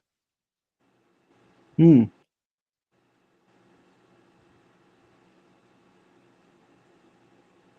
You asleep, little brother? No, I'm looking through my damn photos real quick. I was trying to find a picture of when I'm down in the pit. I took a picture here when I was down in the pit, man, and just to show you what kind of stuff I used to go through going to these damn pits, man, out in the boondocks. Yeah, I've heard the story, the encounter. I think I've even met the guy at Josh Turner's thing, but I think there was a lot more involved going on there because his wife was going through some things. Uh, Welcome, Lawrence Morgan. I mean, I'm not saying that he didn't see something, but if he shot at it and there was no body, there was no blood or anything like that, then that would mean that it was something that was demonic in spirit form. It Yeah, wasn't actually in the flesh. That's why there was no body. no body, no Oh blood. yeah, I mean, Because I'm unsure if they would have taken a party to go investigate, with a dog that sense it was something real, they will be able to track it down. yeah. So I mean, there's definitely damage to his truck. He had to get his truck fixed, and he said, from what I remember, he said that he thinks it was, well, I mean, it was for sure a headshot, but he thinks he got it like right through the eye and pretty close range. I think he had like a 357. So I mean, Welcome. it was pretty heavy duty. So he said, I was mean, there he any saw, evidence of blood tracks from the body being dragged? yeah, he did say that there was blood, and I mean, it looked uh like a large animal, like like if you killed a bear or something, you definitely see the ground being disturbed and blood and stuff. But he said he didn't see the body. So again, it's either demonic or this thing was being Hello, this Nevaeh. was like haunting him with a pack, and they dragged him off. That's crazy. Oh yeah. He did see yeah, a couple that looked like they saw something. I think they said that they saw like a big bear. Um, but I mean, like, what are you going to say? Oh, hey, I just saw a werewolf. No, probably not, because people are going to think you're crazy.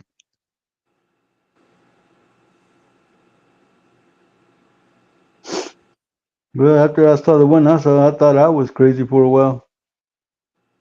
So you, Yeah. you couldn't get no evidence off of that one because it disappeared on you.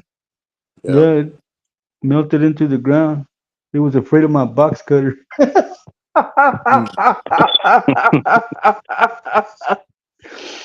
He He probably probably laughed at said, you and said, "Let me get he, out of here before he cuts he, himself." he probably said, ¿Qué cojones tiene este? Mm.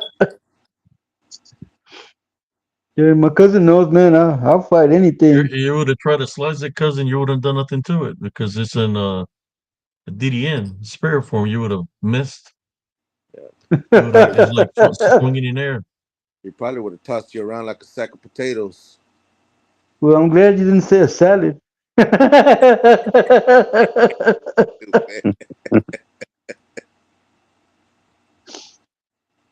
Oh man. Hey, Madeline, don't mess with Jesse when he's got a box cutter. Oh yeah. I cut my cuticles with that. Ooh. Oh man. That's all I had though. That's all I had. I had to do with what I had.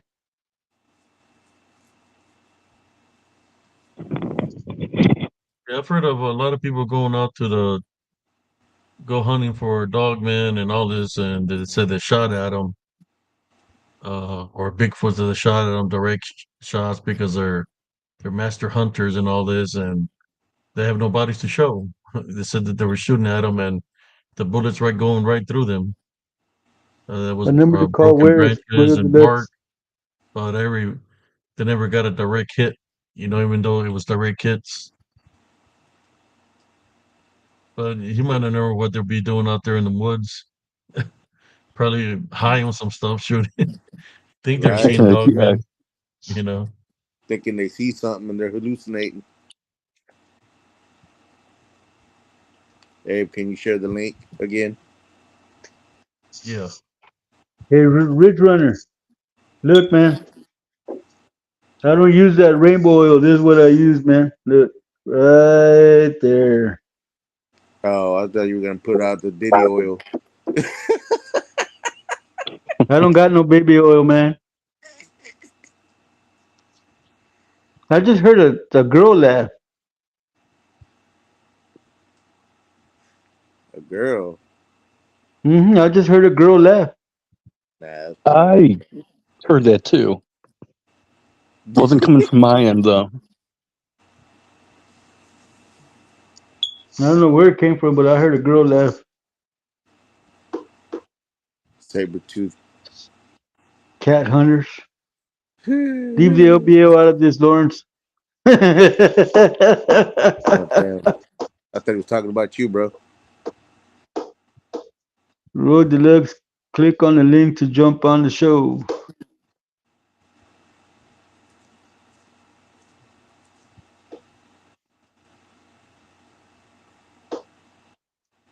I'm glad you're relaxed, Yeah.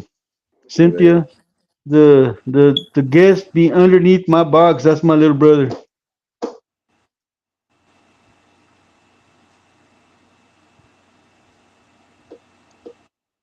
You don't cook ballpark franks. You boil them, man. They plump when you cook them. Hey,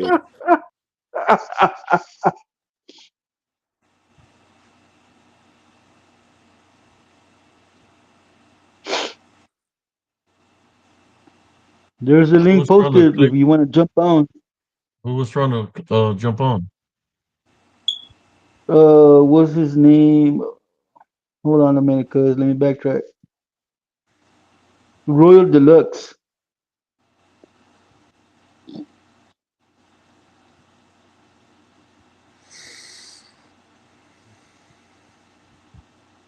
Oh, okay. Oh, Actually, I see I something. did think of one more encounter that I had. There This it is. was at a haunted cemetery near me. We went to go check it out, and it was kind of right by the police station.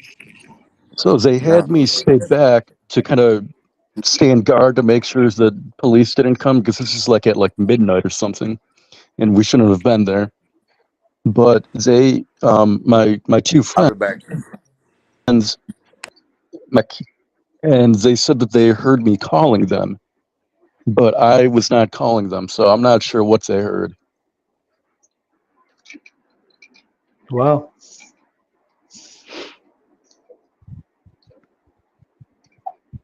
Are But you in I here, have heard of Deluxe? I have heard of spirits being able to like mimic your friends or loved ones and stuff, and that's creepy too. Yeah, they Yeah, they have the can power mimic. to copy anything, any kind of noise or voice or sound. Oh, he left. Who left? Road Deluxe. Oh yeah. I don't know what happened.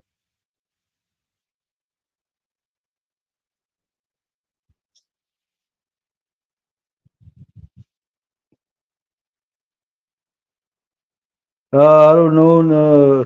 Cynthia, he got booted. Okay, okay, Road Deluxe. Try again later.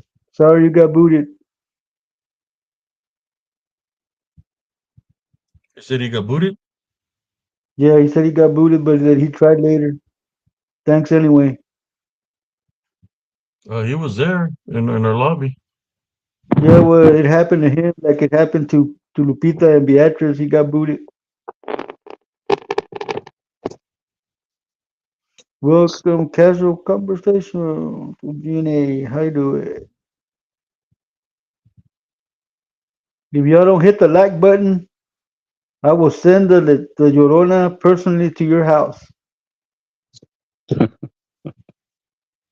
If not, we'll get my baby brother to send his lechuzas to your house.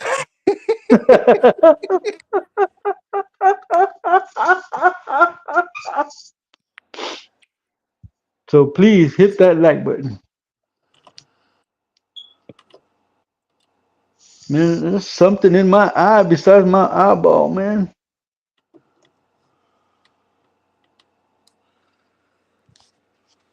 So, Gilbert, any stories to share, Gilbert?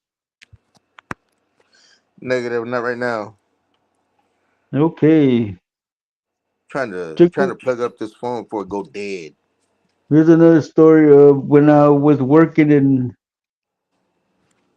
Mississippi. We were the company provided housing, and we wound up in the middle of a graveyard. It was two houses that they put together, so there was 6 bedrooms and 3 bathrooms. At first, the house was full, but stuff started happening inside the house. So from 6 people that were living there, it went down to 3 people because of the stuff that was going in inside the house. Doors were opening by themselves. Sounds of a doorbell, but no doorbell button on the house. I would get home. I would work the night shift. I worked 7 in the at night to 7 in the morning. I'd get home, and as soon as I get in my room, the doors would start opening and closing by themselves. There was a little white girl that would come out of the closet and stand at the foot of my bed, and she was covered in blood from let me see, her left eye and her left side of her head was covered in blood. Um, she would always tell me that she wanted to play, and then the doors would start opening and closing. So what I did is I set up a water barrier around my bed so she couldn't get near my bed. But this would happen every morning, and when I get home from work, she'd come out and say she wanted to play. So I started locking my bedroom door, and then it backfired one time because I got a I got a Charlie horse and couldn't get up out of bed, and I was calling people to come and help me, man, but nobody could get in the door.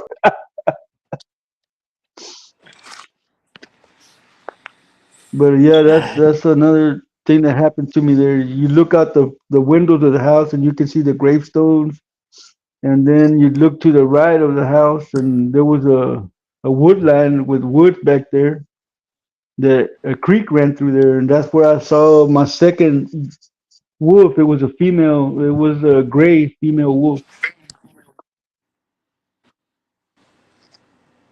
Hello, So sister. that's A casual conversation. that's my second. That's my second story there, people. As a matter of fact, that wolf right there followed us from Mississippi till we got to Texarkana, and then we lost it in a. She lost our scent in a rainstorm.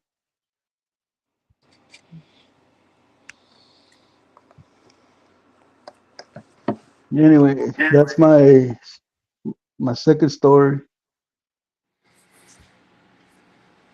Somebody said no lechuza, please.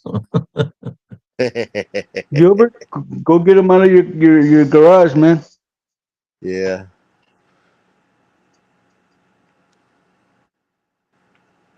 Um, Anybody want to share something else? I wasn't sleeping. I was doing something, playing on this game that I normally Did play you at hit it? nighttime. Did you hit it? Hell no, People. mm. it hit me. But I'm fixing to share some stories with you all. Okay, so this kind of got me thinking. We were talking about spirits being able to mimic people earlier, and Uh huh. I kind of forgot about this, but this happened fairly recently.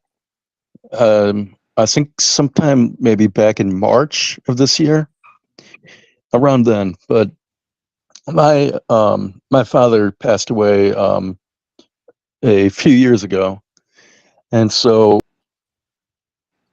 one night I was up. I'm just out having a cigarette and praying and thinking about him and stuff.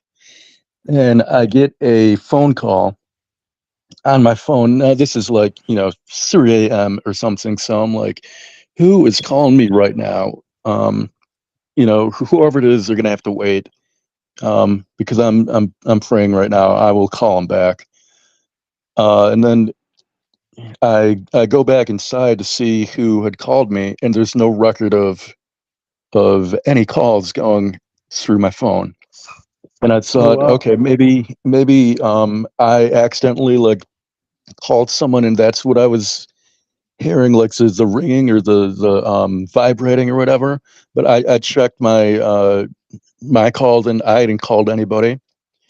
So that really spooked me because I'm thinking if that was my dad, for instance, um, whoever would be on the other end of that line wouldn't be my dad. And it freaked me out because remembering hearing about these entities being able to mimic loved ones and stuff, and yeah, that kind of spooked me. They can, Oh, man. you want to hear a story I got about something like that, man? My dad had barely passed Yeah. away, and this happened at my little brother's house. I was staying with him. I had a dream that my father came to visit me, and we were talking. And the next thing you know, he grabbed me by my throat and was choking me. And then my dream went into what do you call those, primo, when you can't wake up? A night Like terror. I'm gonna sleep call it a night paralysis. terror. Right there. A sleep paralysis. And I was Hmm. being choked and I couldn't breathe, but somehow I managed to turn myself over. And when I turned over, I woke up. When I opened my eyes, there was a green orb floating in front of my face. And then it went into the sheetrock in the wall, and you could see it glowing as it went up into the ceiling. And then you heard something running on the roof. Wow. So, yeah, that was kind of strange, man. But I've always trained myself when I go into sleep paralysis to because I sleep on the edge of the bed to either turn over or just fall off the bed to wake up. Because in those sleep paralysis dreams, you may think you're awake, but you might be inside a dream. Yeah, that's happened to me a few times. Although I don't think it was sleep paralysis. It was just I felt like I was waking up, but I was still dreaming. Yeah, that's how come I trained myself to fall off the bed. That way I know I was awake. Hmm. Uh, And like I said, it was a green orb. It freaked me out because I had never Sister seen a Abigail green orb. says we have a cemetery down the hill of campus in Pennsylvania. That's why I have many experiences. Things been thrown out of the shelf, noises from all broken down machines at 4 a.m. Grabbed and touched. Oh man. Damn it. Well,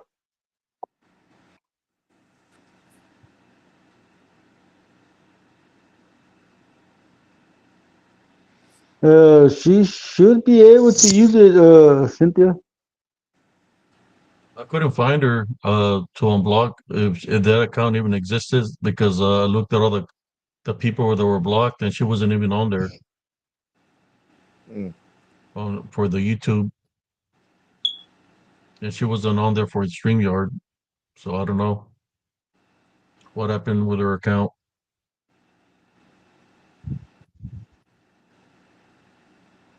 Are you back, Yeah, Madeline? Did you wash your hands? Mm-hmm. William William says Robida, he's you got have sleep sleep paralysis a paralysis lot? a lot.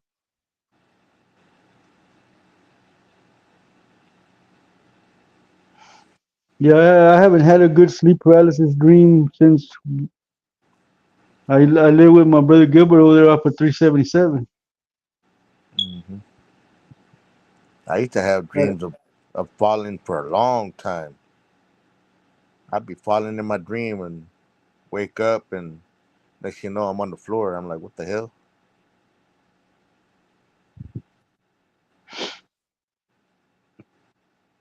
I I don't did, know however, what happened to her account, but I didn't see like her account even existed. So I don't know if she's got multiple accounts or what.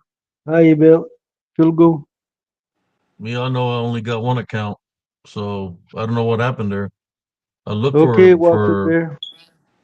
How you bet?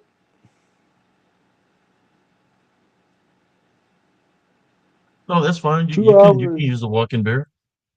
I was just saying that Two I couldn't hours. find it, so you can use this account. We can see you here in the comments.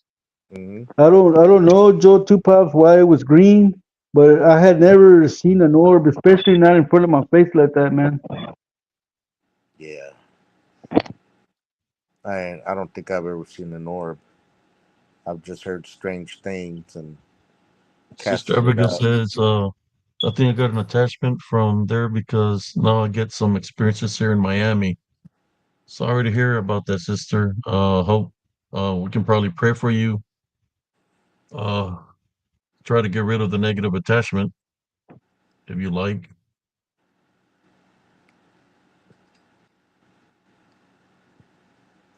They do attach themselves. Like me, I had problems when I went out here to the woods and investigate one day. I think Jesse was the only one checking me out that day. It was during the day. I was doing the live feed off of Facebook, and I was out there, and my Wi-Fi started losing signal, and then I could see something pass behind me, and it was looking down at me. It was pretty tall, and as I'm getting the signal back, I'm starting to fight spiritually because I seen something pass behind me.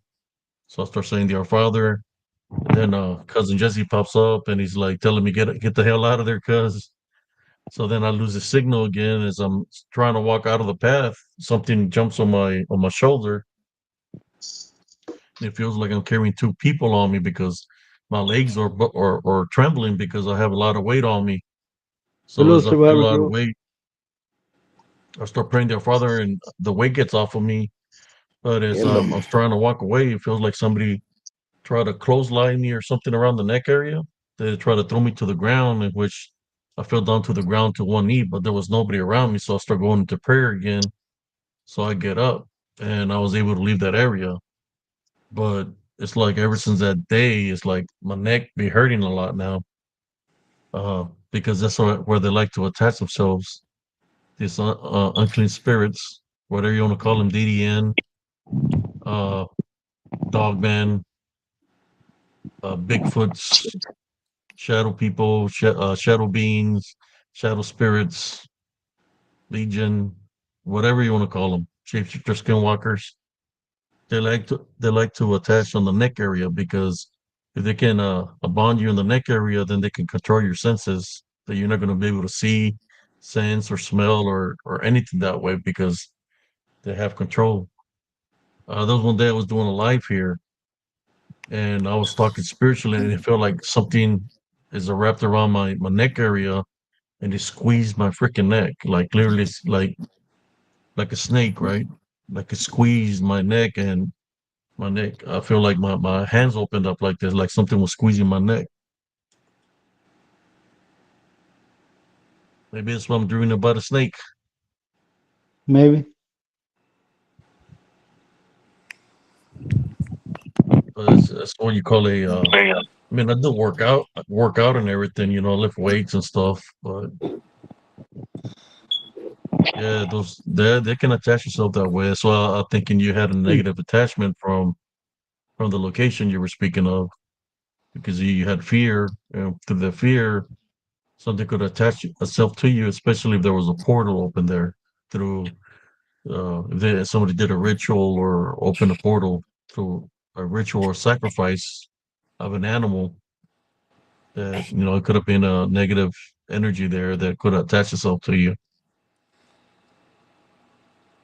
Yeah, that's interesting that you mentioned dreaming of a snake. I had a friend who she was working with this I think he was like some yoga instructor or something. They were doing a lot of like kundalini work, and she said one day she felt like she could feel her third eye, kind of like she felt like a popping sensation right in her third eye area. And then that night she had a dream of snakes. And then like the next day she had a complete like mental breakdown. She had to be um she had to be hospitalized. It was pretty nuts. But then she started like praying and got all that kind of reversed, and she's been fine ever since. But it's crazy. How you doing, Shadow? Yeah, man. Check out the short reels that I got. I got the what's out there, the short reels that they're in spirit form. You know, I'm not saying that the guy that shot the dog man didn't see something. I mean, I'm more sure he's seen something. But just because he's seen something doesn't mean he shot it. He thought he got a kill. He missed it because if it's a dogman that I know that's running around here in Central Texas, they're DDN, they're shapeshifter skinwalkers, in which you're able to see their manifestation, like they look realistic, but they're really in spirit form. So when you shoot at it, it's not going to do nothing to them. So I'm thinking that he did see something, whatever spiritual opening he had, only he knows. Uh, as a truck driver, only he knows if he had a spiritual opening. But since there was no body found, to me, I feel that what he shot was what everybody sees. There's other things that people see in that form, like of a shaped skinwalker. Some is a lycanthrope, werewolf. People want to call them dogmen or Bigfoots. Um, there's other people, certain truck drivers that are being unfaithful, that they see other things. Uh, the deer woman. Have you heard about the deer woman? No. Anybody hear about the deer woman? What is the deer woman? The deer woman is a shapeshifter that goes after men that are unfaithful, and one of her primary targets that she goes after are truck drivers. Many truck drivers experienced the Going deer on, woman. She's Shadow. very beautiful woman. She's always asking for a ride, and she goes after the truck drivers that are being, how should I say, unfaithful to the wives. Sounds like a lot lizard. Because I was yeah, just thinking Shadow. it sounds like a lot but lizard. that's what they do.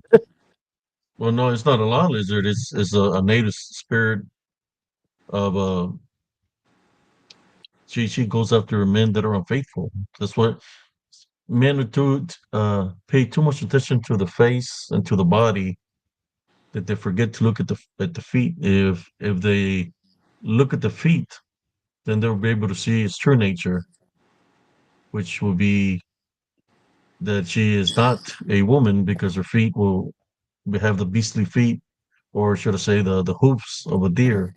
Cloven feet. Yeah. So, you know,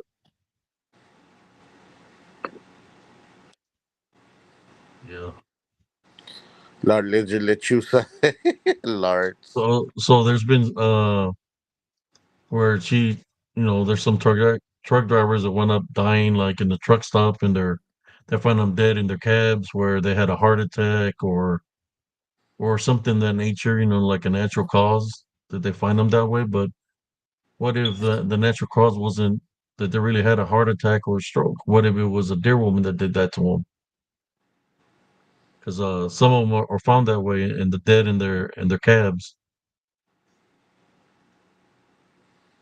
I, That's I crazy. encountered the deer woman. I know she exists, and not that I'm a truck driver, but I know she exists because she is a shapeshifter skinwalker, and I have the ability to see these things.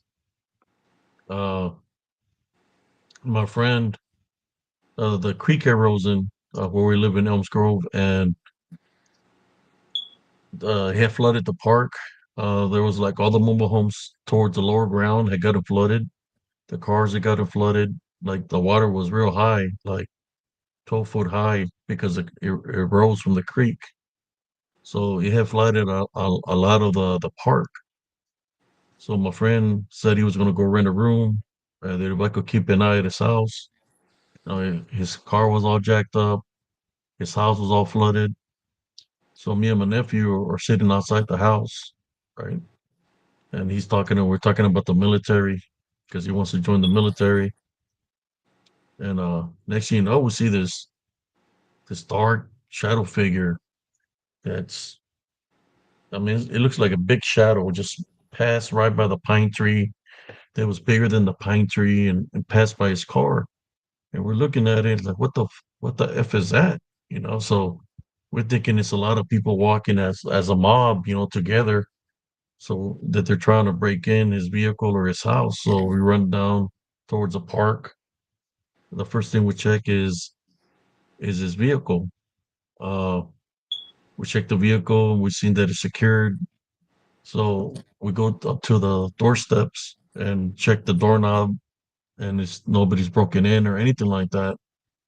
So I'm looking around to see if I see anybody in the park, and I don't see nobody because the park is like muddy from the flood.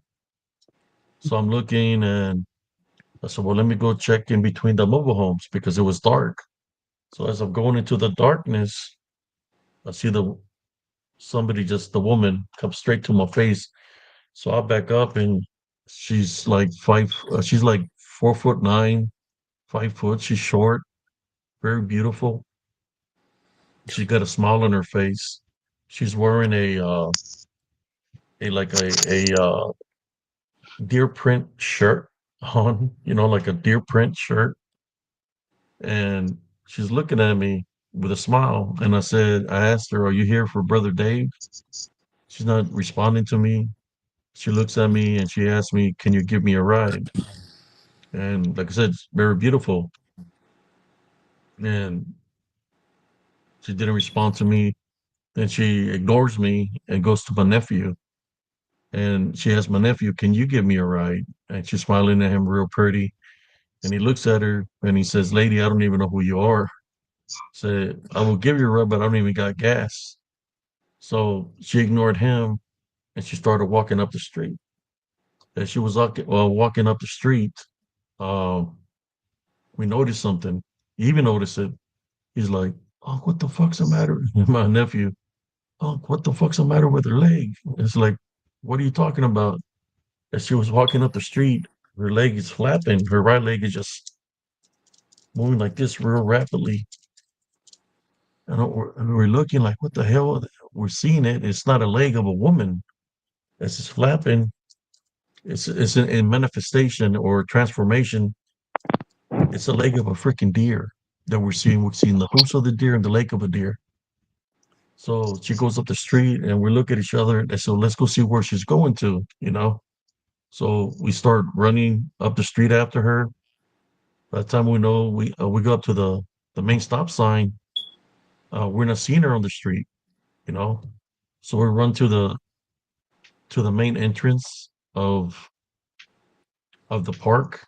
As we go to the main entrance of the park, we look to the left to the main highway, and we see her walking on the highway real fast, beyond human, uh, and which is something that I'll never forget. But she was very beautiful. It just don't let the beauty uh, consume you because uh, Mm. Yeah, she was You'll get beautiful, the but she was beastly. She was you'll beastly. get the you'll get the deer foot to the head. Yeah, that is creepy. Wow. Yeah, and I know she exists because me and my nephew seen her, and we've seen her in transformation or manifestation, however you want to call it, Yeah. manifestation, trying to shapeshift. I think what happened is she didn't get to shapeshift because we ran down the street. We didn't give it time to fully shapeshift, so she was caught in transition, where she was part human from the face, and then from the leg she was beastly.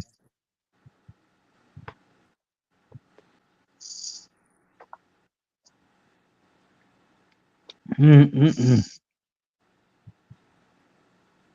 You awake there, little brother? I'm up, brother. See? All I see is your.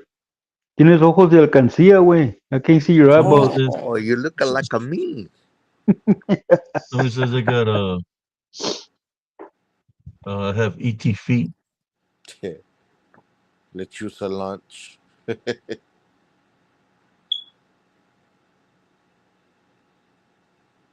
Yeah, I'm behind on and the I said she was comments. she was very beautiful native woman, but she was beastly from the legs. I think she was looking for brother Dave.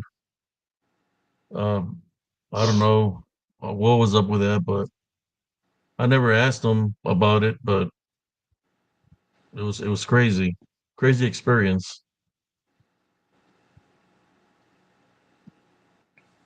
Somebody says here, "Have you ever seen a ghost?" Yes, I have. Yes, ma'am. That's me, Madeline. Ojo chinitos.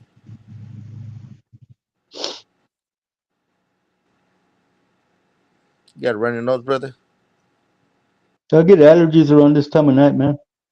I was gonna say you better Se catch it never before it runs angel. off on you. No fue un pase, güey. It was just it's just the allergies. Stay away. Vanessa, my son dated a girl who was a school teacher. The two toes next to her big toes were both very short, like baby toes. Both feet looked like that, odd as hell. Are you Yeah, so saying I've she had has two right feet or two left feet? That's a good song, Mr. Yeah. Shadow. That is a good song. yeah, I have a ghost story to tell you all about. You know how I be praying for people. I was talking with this woman that she was in a car wreck, and she said that that she was being haunted by her children because in the car wreck, she had lost her son and daughter in the car wreck. She said that in the car wreck, what happened, there was some high school kids, they were drinking, they were drunk, and they ran into her vehicle. She was the only one that survived, right? So that day, said I could help her out, that I could pray for her and for her children to be safe and stuff like that, for them to find peace. So I was praying for her like I do here on Spiritual Encrypted Encounters, and we're praying over the phone. Be As we were back. praying over the phone, I was at the park, and as I'm praying, I could see the spirit of the little girl sitting beside me, and I could see the spirit of the son standing in front of me. So I'm praying for the Heavenly Father to bring the heavenly light so they could be able to ascend and cross over. As I was praying that, by the side of the creek in the park, by the edge of the park, you see two guys that looks like they have flashlights. Looks like flashlights. And the guys, they look at me, they look like teenagers. And he said, "Can you guide us uh to safety?" That's what he said. "Can you guide us to safety?" And I said, "Just go. Is there a way out of here?" I said, "Yeah, just go over here. There's a path. It'll take you out of here." I thought it was just, people, because I was praying for her children. So, um, I prayed, I told them where to go. And what was weird about that, when they entered the creek, I didn't see the lights no more. Like, I don't know where they went to. Uh, But what happened is after I prayed, I couldn't see the children no more. But she's the one that told me that she didn't tell me what had happened first. She told me afterwards that the ones that caused the accident were two high school kids, and the ones that had the lights that seen that looked like they had some kind of light. They told me I could help them get you know go get to safety or whatever. So I'm thinking those were the high school kids that ran into the vehicle. That I guess because of the accident, the spirits of the yellow the children were with me at the same time. They were there too because they were part of that accident, and Wow. I help the spirits cross over.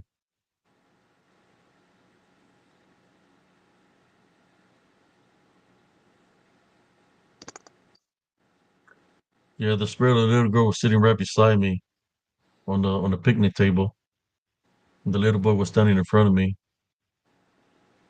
She was crying on the phone when all this was happening. So it's kind of like I helped them cross over. Yeah. I think that's one of the reasons that I got targeted in Elms Grove because I was always helping not just people but spirits also cross over. Yeah, the little girl was sitting right beside me. She was moving her spirit feet like she was happy because she was gonna be able to cross over. And the brother was there, and then the other spirits showed up because I guess they all needed help to cross over. And I did all this through talking to somebody over the phone. Said I'm able to see things spiritually.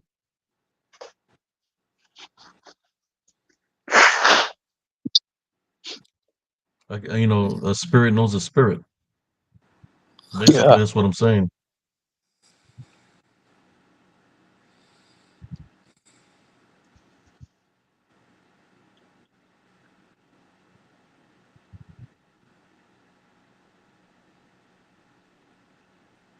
As far as I know, yes, but I mean nowadays I would say it goes after both because there's genders, men Damn. pretending to be women, so it goes after men, women too. If it's a man Yeah. pretending to be a woman, the dear woman's but like, God dang, these people can't make up their mind. I was going after the faithful men. I'm going after gender gender women. I mean, because this, I'm more sure there's truck drivers dressed as girls. Am I right, cousin Gil? Do what now? And they're truck drivers is dressed up as females driving the road. I ain't never seen one, primo. poor I'm poor pretty sure dear there is. woman's going to poor dear woman's going around checking for Adam's apples. The deer, y'all got the deer woman confused. Yeah. she's You're like, she's God damn, let checking me this, go mess with that guy in Elms Grove some more. Because this she's people got me all checking fucked up. she's checking them these women like Crocodile Dundee. Les agarra allá abajo. The men are getting smart. They're dressing. Just put on a wig, primo. She won't mess with you. I Yeah, got no hair. kidding. Well, I mean, honestly, that's a good way of thinking. Dressed up as a female, and she will know the difference. She'll leave you alone. Nah, spiritually, she'll be able to know what gender you are. Yeah.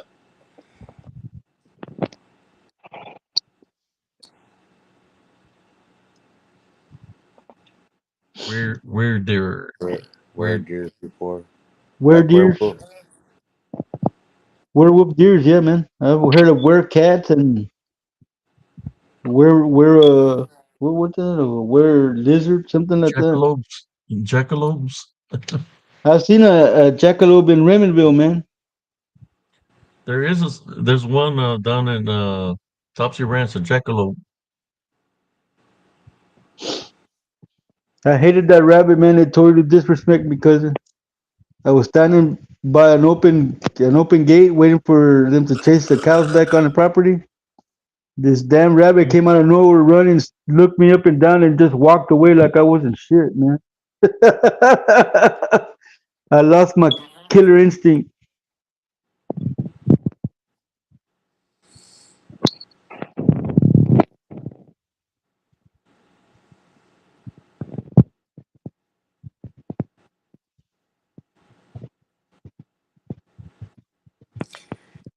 Yeah, Wow, that's crazy, Abigail. I'd have been Abigail. running. I'd have been running, Abigail.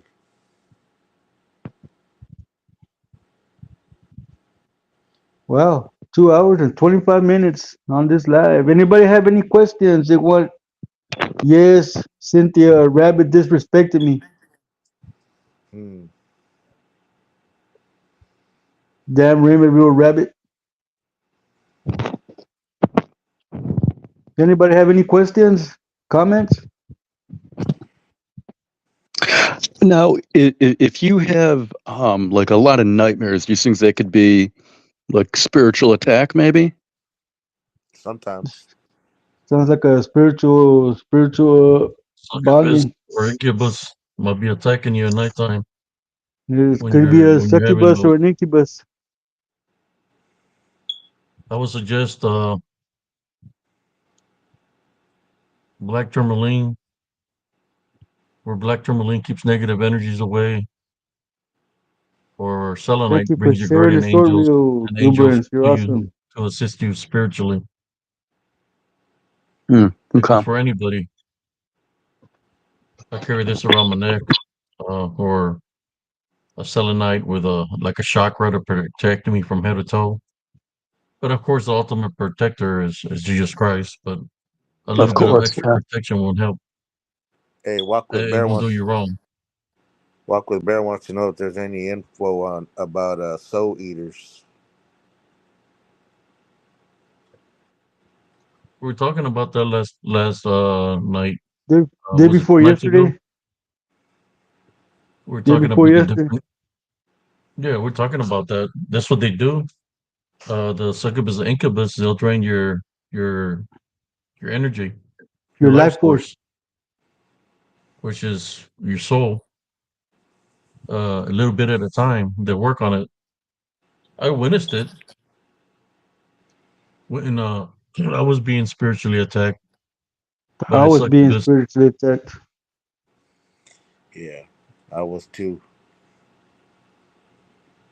I remember you took two off of me, cousin. I've never been so grateful, man. Those things were driving me crazy. I was all feeling all old already.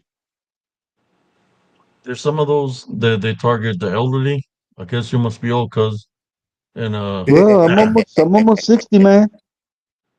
and they target the children. Believe it or not, I children that are guess that's not why Gilbert baptized. got attacked. You stupid.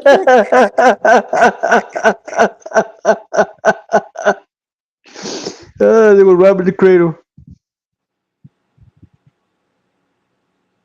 You had a crazy nightmare that had glowing green reptiles on the wall, Cynthia. They hit the Your like button, deceased yo, nephew popped up, or Sister Madeline is gonna give you some chanclazos. Right? and my brother Gilbert would send his lechuzas to your house. Oh yeah. Hit the subscribe button. And what were we talking about just now? Oh yeah, the soul eaters. They do exist. Uh, my son, he had barely had his firstborn. His firstborn was like around 3 months old. I was asleep in my room, and I guess he had fallen asleep on the couch. His son, and I Yes, could hear Sir him Abigail. crying. You know, normally when a child cries in the middle of the night, either he wants something to drink or he needs a diaper change, right? So No, Survivor Girl, you have those reversed. An incubus is a he's male, and a succubus is a female. So a succubus attacks a male, and the incubus attacks a female. so Sorry, cousin. as he was crying. I got up to see what's going on. So when I go into the because it's a mobile home, right? So I go into the kitchen and then the living room is there. I see somebody over him, and I think it's my nephew changing his diaper. So when I walk, I say, "Hey, what you doing, Rick? Are you changing his diaper?" He whatever's there looks at me, and his eyes were kind of weird. It's kind of like some glowing eyes. And when he takes off running, I seen that the front door was wide open. So he takes off running. So I yell, and I tell my brother and my sister that somebody's trying to take little Rick. But what I seen was when he was over him that he was crying and his mouth was open. He was like he was trying to drain his life source because I could see something blue, you know, like it was sucking his life source. So I think I'm running after it, and as I'm running, it's going down the middle of the street. I'm chasing it down, but I notice that it's not even running. I notice that it's just gliding in the air. It's like Oh 2 feet wow. off the ground, so it's gliding. So I'm chasing it, and I'm saying identify itself. So as I'm going running towards the park, it goes Mhm. into a tree. It literally goes into a tree. This dark shadow figure or soul, whatever, soul taker. It goes into a tree, and saying, I'm telling it to identify itself and not say nothing. Then it jumps out of that tree, which is an acorn tree, and flies in the air and gets into another tree, goes right into it. As it's into it, I'm saying it. I command you in the name of Jesus Christ to identify yourself. Next thing you know, it comes out You're of the welcome. tree and it starts flying towards the upper branches of the tree, and it's laughing. It's like laughing very loudly, like very wicked. And I seen it flying over the branches, over the creek towards the trees, and it disappears. Good night, Good night, William William. Robita. But I witnessed it. They attacked the elderly. I believe that's why a lot of my neighbors passed away through those soul collectors that they drained their life source, their energy that way.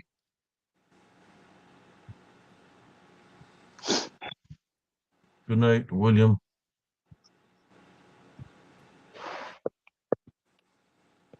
Yeah, I'm glad you took up the two that I had, man, because they had me drained, man. It was pretty bad. One night I opened my eyes and it was just floating over me, cousin.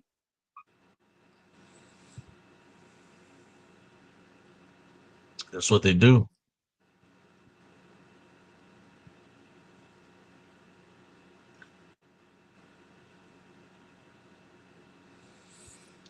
Do you ever notice though how people may have killed multiple people, never talk much about them, about being haunted by them? Uh, The I way I mean, see it, Survivor Gonorrhea. Girl, once you get killed, your spirit leaves this plane of existence.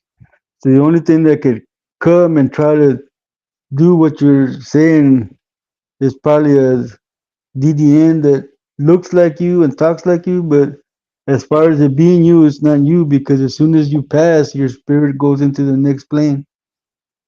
It goes it goes to heaven or it goes to purgatory. Wherever you're gonna go, that's where you're gonna go. But whatever you're seeing after that person dies, it's not that person.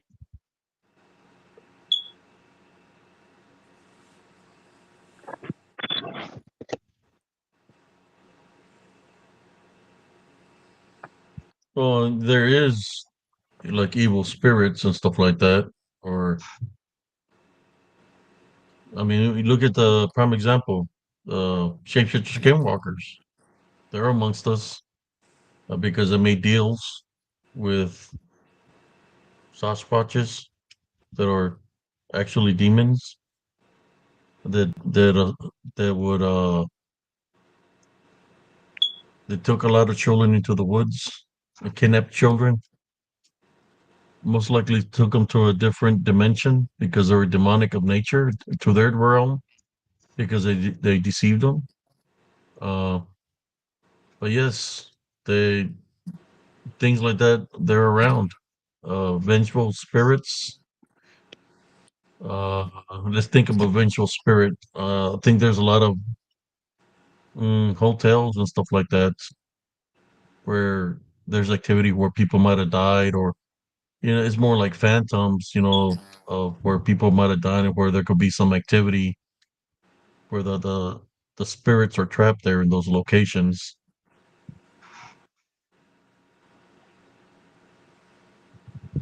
Somebody says, I would think it would happen more people who are against victims coming back and getting revenge.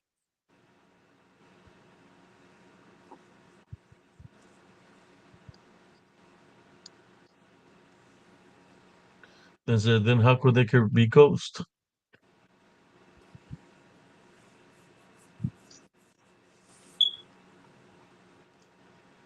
Well, there's some ghosts that stay here that they don't even know that they're dead, which are called fragmented souls.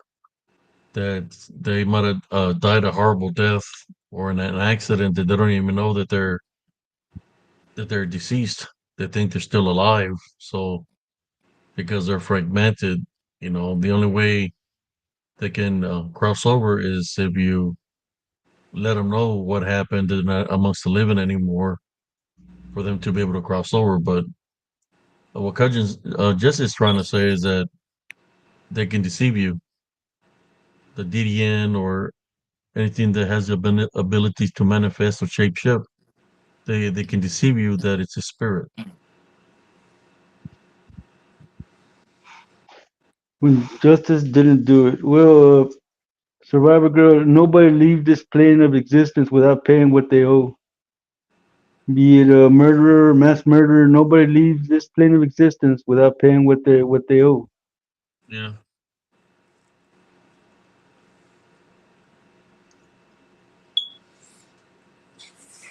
Look at what happened to Jeffrey Dahmer.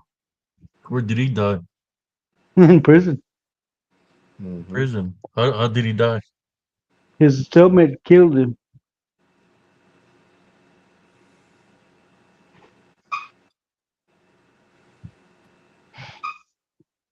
Yeah, whatever you do, karma gets you here in this life before you move on to the next. And then when you move up to the next, you got to answer to the man in the sky, and you got to account for what you've done. Mm-hmm.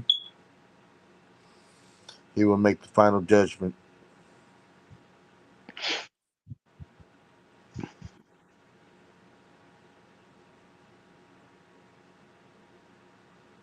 I mean, if someone come back to visit the loved one, can they come back and take care of the person who caused their death? It doesn't work that way. The Lord is the one Yeah. who takes justice into his hand. He's our protector and our avenger. Mm-hmm. Yeah, I want to know the same thing, Cynthia. Where is Rebel? We haven't seen him do a cameo all night. Well, he was here earlier. He hit me up for several treats, but I think he's with my son. My son took him to go to sleep with him. He's spoiled, man. He'll go sleep on my son's bed. Oh yeah, I know what Cratch- you're going through, Primo. My dog sleeps Cratch's on the out there with him. couch. If you don't sleep with my wife, he sleeps with my son, Junior. That dog is huge, man. He don't even look like a damn French bulldog. Mm-mm. He's a monster, man. So, I heard that, Abe. When you die of dramatic death, you don't know you're gone. Yeah. Mm-hmm. Some people don't know. Madeline. Madeline hopes he's not asking for those fish treats, cousin. Mm. Yes. What do you think I'm in the days over here? You're like, what's the matter with Abe? He's falling asleep. No, man. The smell of the fish treats were getting me. I mean, I don't want the smell on me because then the deer woman's gonna come at me thinking I'm unfaithful, She's gonna be like, smelling here, like fishy, fishy, camarón and fishy, shit, fishy. smelling like Yeah, camarón, like shrimp. She gonna think I'm hell messing yeah. around. Come Smelling after like a my lot ass. lizard. Yeah, yeah. When my The wife deer, wake up, she's smelling like camarón, gonna hit me with a frying pan. the deer Hell woman's no. gonna be like, the deer woman's gonna be like, here, fishy, fishy, fishy. So if I see her, I'm gonna be like, sorry, I'm faithful. It was a it was a treat. Yeah. Rebel, are you here? You want a treat? And I just heard some movement right here beside me. I thought he was Rebel. Lawrence. Let me see. Or like Badusi. So how would you know if you're being attacked by a succubus or an incubus? You would start feeling low energy. You will find bites and scratches on your body and like hickeys where there shouldn't be hickeys. Mm-hmm. Tell him, cousin.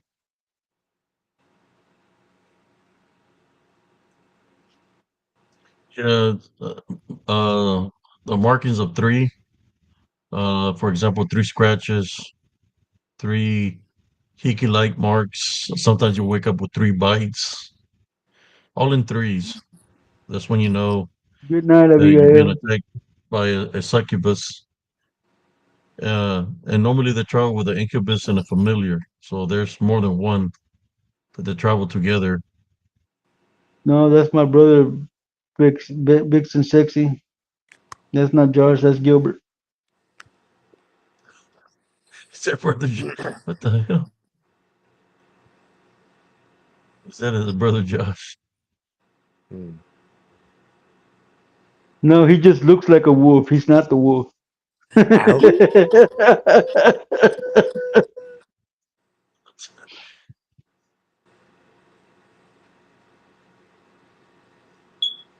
Is it They better than call me the she wolf. on the deer woman? She's a trans shapeshifter with anger issues, runner. Yeah.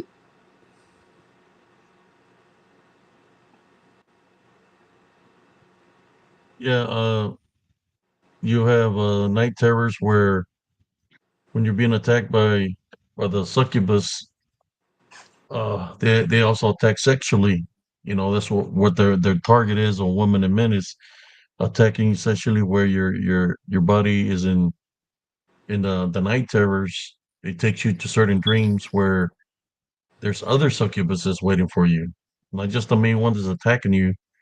There's other succubus that are like younger succubus where like for guys, I will have this dream where there will be nothing but this succubus. They were like naked, but they had like clothes on, like silk, but you could see through them. And there was always trying to come around me and grab me. And it's like when I would wake up from that dream, uh, I would have bite marks, hickey like marks, and scratches on my body. So I started training my spirit to be able to waking up from those dreams. That if I could train my body to wake up, that I was going to type and rebuke whatever was in front of me or around me in Jesus Christ's name. So Mm-hmm. I was training my senses. So first I could move one finger and wake up. I could move two fingers, wake up, move my hand, wake up, move my arm, wake up. So I trained like that for about 2 weeks while I was still fighting spiritually against them, Till one day, I pray to God to show me my enemy, who my enemy is that's attacking me. Because I was having all this bite mark. I was having bite marks in between my groin area. I was having scratches, hickey like marks on my neck area, body, on my arms, bruises. Then then one day, I was having the dream where all these women are there. It seemed like New York, and they were coming at me. So I left the location where they were at. I jumped over this fence. They're all coming for me, and then I woke up. I woke up, and when I woke up, I was able to see the succubus hovering over me. She was in spirit form. She was transparent, looked like an old lady, very freaking ugly. She had her mouth open where she was sucking my life source out of me. And when I seen her mouth was open, she was sucking my life source out of me. I said, I tied, bind, and rebuke you in Jesus Christ's name, real fast. And her eyes went real big and she exploded. When she exploded, there was a lot of orbs that came out of her, like a lot of spirits were driven different directions because they got freed from her. So there was a lot of orb-like spirits left her body when she exploded. You could see orbs, or should I say, spirits of people that she had drained their life source that escaped her, and the spirits were going everywhere. Like they were happy they were freed. And when I woke up, after doing that, I could hear something chanting outside my window. So I got into prayer and uh, I started praying for the Heavenly Father to bring the heavenly angels, and I prayed against whatever was outside, which was a succubus because it sounded like a man. And next thing you know, I don't hear him no more. And that was the last encounter I had with a succubus because I overcame Wow. her through literally through Jesus Christ. Yep. Wow. I'm glad you beat cancer, Survivor Girl. Me too, Survivor Girl. Yeah, well done. God has blessed you. Hmm. My wife had stage 3 colon cancer and she beat it. She's been cancer free for about 4 years already, 5 years. 2 hours and Good. 45 minutes, cousin. Yeah. Yeah, well, So I've never noticed any sort of scratches or hickeys or anything like that, but I have noticed that sometimes I do have very intense dreams, and I find it sexual interesting. dreams. Yeah, but it's interesting because like a lot of times they'll be like sex dreams, but also followed by nightmares or vice versa. Yeah, it's So a mixture, Succubus. but this the succubus, brother. That's what it That's a is. succubus. That's probably what Yep. because they normally Thank you, attach themselves Zipper. right beside you. So maybe that's what I was hearing earlier. It was a succubus whispering in your ear. yeah, that's crazy to think about. 'Cause they attach right to your body, man, and you wake up tired and stuff because that's what they do. They drain you when you sleep. They suck your life source. You don't know that it's sucking your life source, but that's what they do. You have to That's why take you Mhm. wake authority up feeling over. tired. So like normally I don't really wake up feeling tired though, unless I get like too much sleep. Like if I got like eight Yep. hours a night, I'd be dragging the whole day.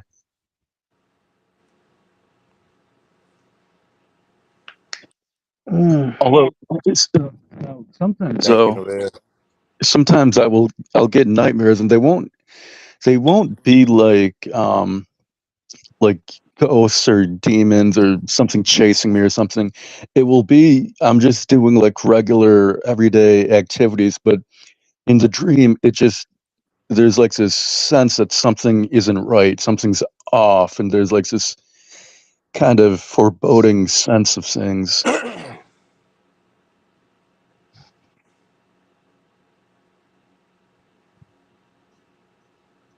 They like causing confusion in the succubus incubus or the succubus. But like I said, they travel together. So where there's one, the other one is nearby. So if you're ever caught up in a night terror and you see, for example, people call her the sea witch standing by the doorway, try to train your spirit to look Oh, to your left and to your right.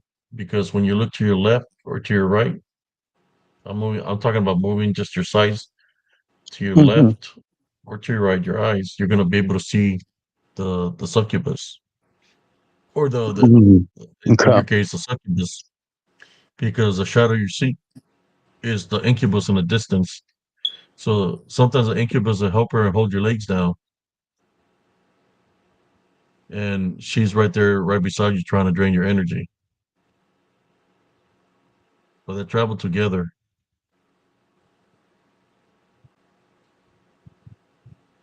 I've dealt with them. Yeah, It's good to know. It's terrifying to think about, but good to know.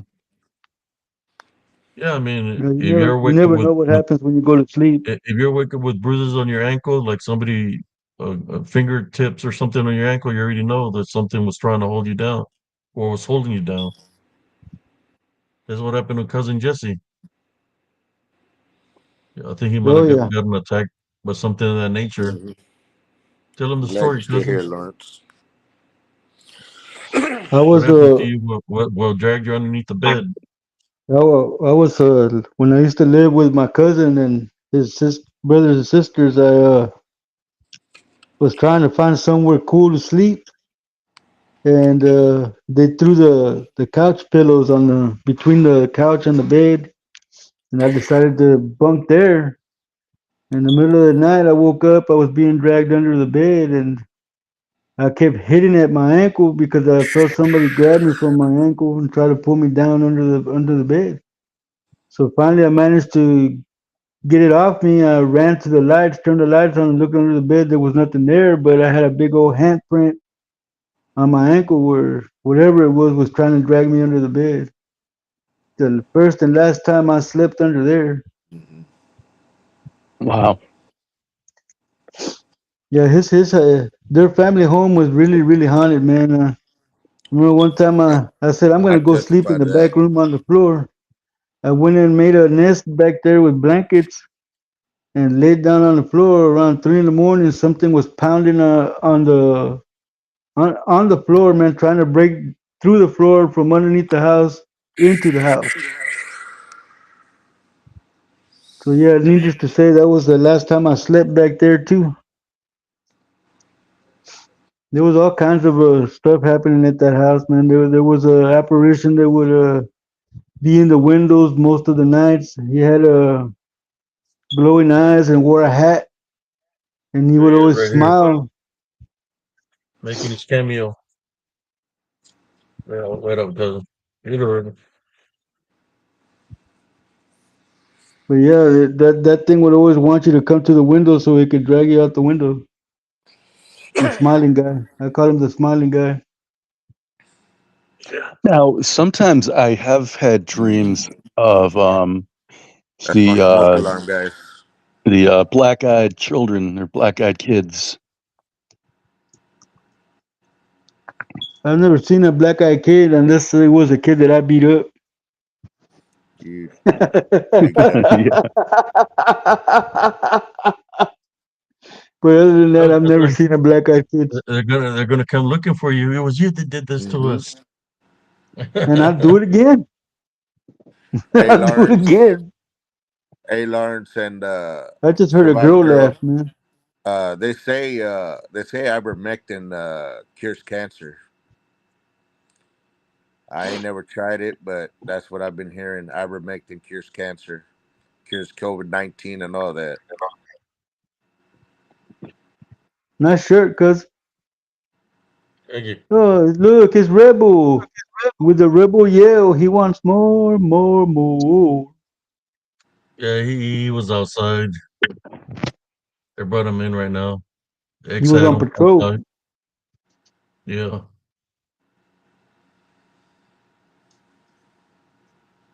Wow, almost 3 hours, my cousin. We're 8 minutes Yeah. off.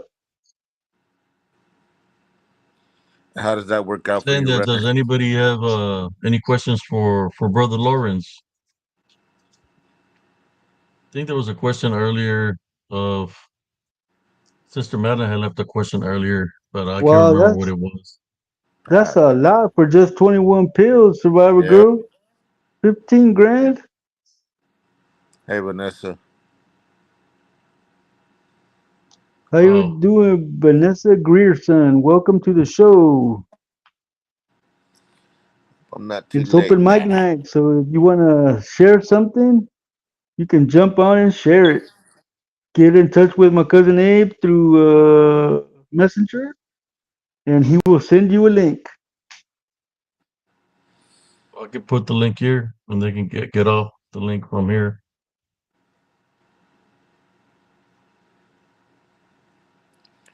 Hey, We've Lawrence, been what's that going on RSO? for almost 3 hours, plus the 2 hours I did earlier. That's a five, That'll be 5. 5 hour, five for me. Mm-hmm.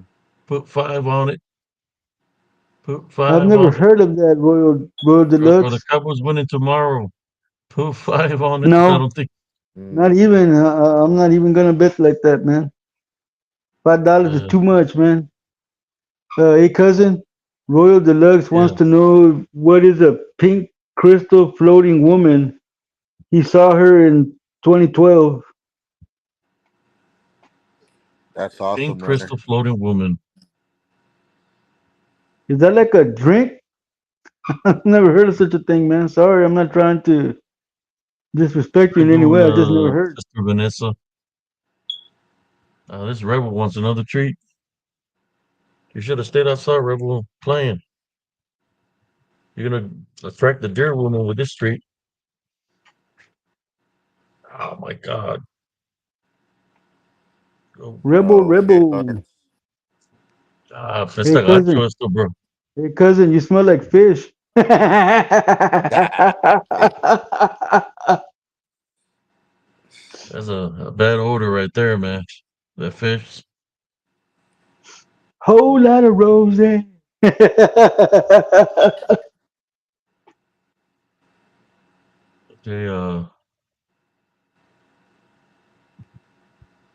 what were we talking about?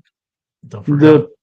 The floating Rebel. pink woman, Oh, the girl. pink floating crystal pink woman. No, I never seen nobody in pink as a mineral or like a crystal. Can you describe what happened when you seen her? Did you see her in your sleep? Did you see her while you were awake?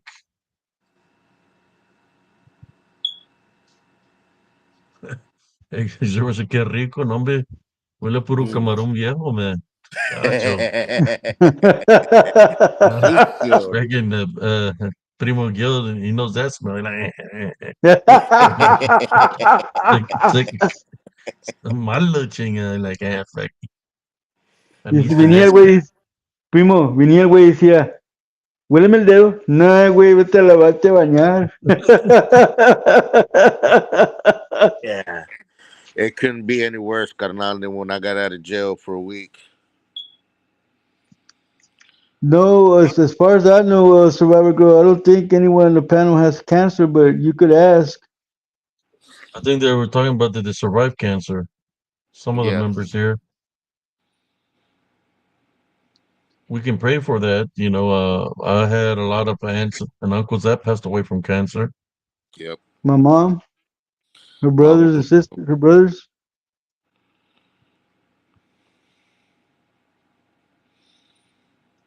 I said, does someone in the panel have cancer? Not that I know of. No. Mm. And let's pray against that because, we're going to pray for those who might have been diagnosed and those who, you know, Who have Heavenly Father, survived. at this time, we'd like to pray for any cancer survivors, anybody that might have cancer.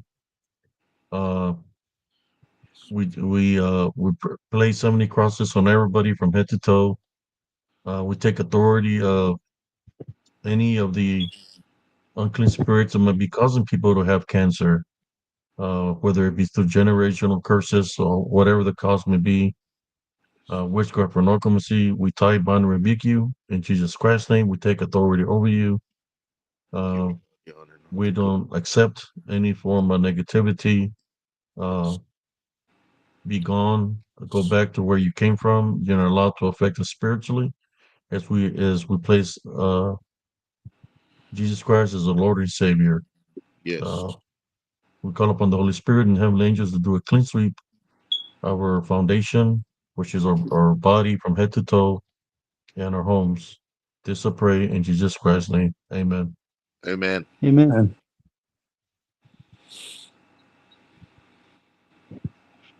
Sorry about your vertigo.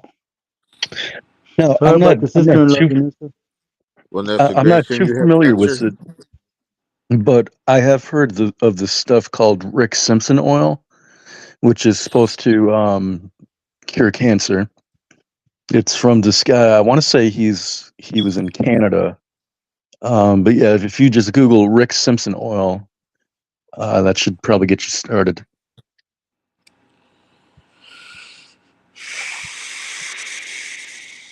Hi, T2, Tito. How you doing?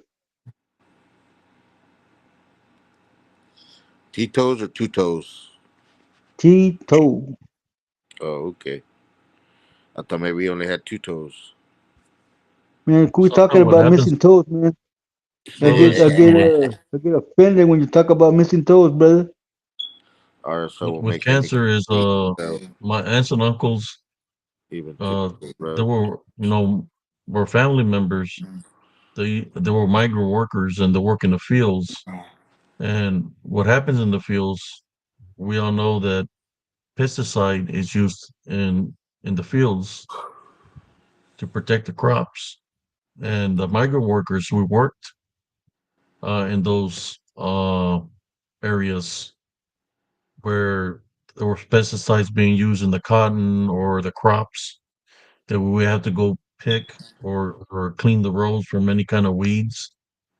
And that's where you would get short term or long term oxidation, where it means that your brain doesn't have get proper oxidation to the brain, in which it causes a Yeah. short to affect the rest of your body, in which the proper signal of certain things going to a certain part of the body is not working properly, in which, aka, you have cancer that comes because of the exposure to the pesticides.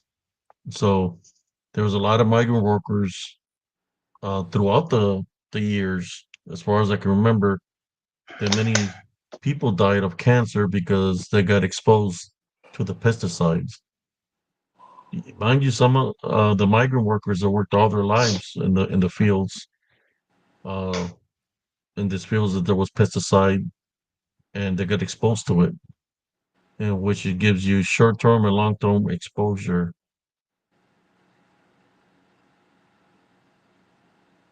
And I saw a lot of my aunts and uncles, like on my dad's side, the majority had got cancer. They passed away of cancer.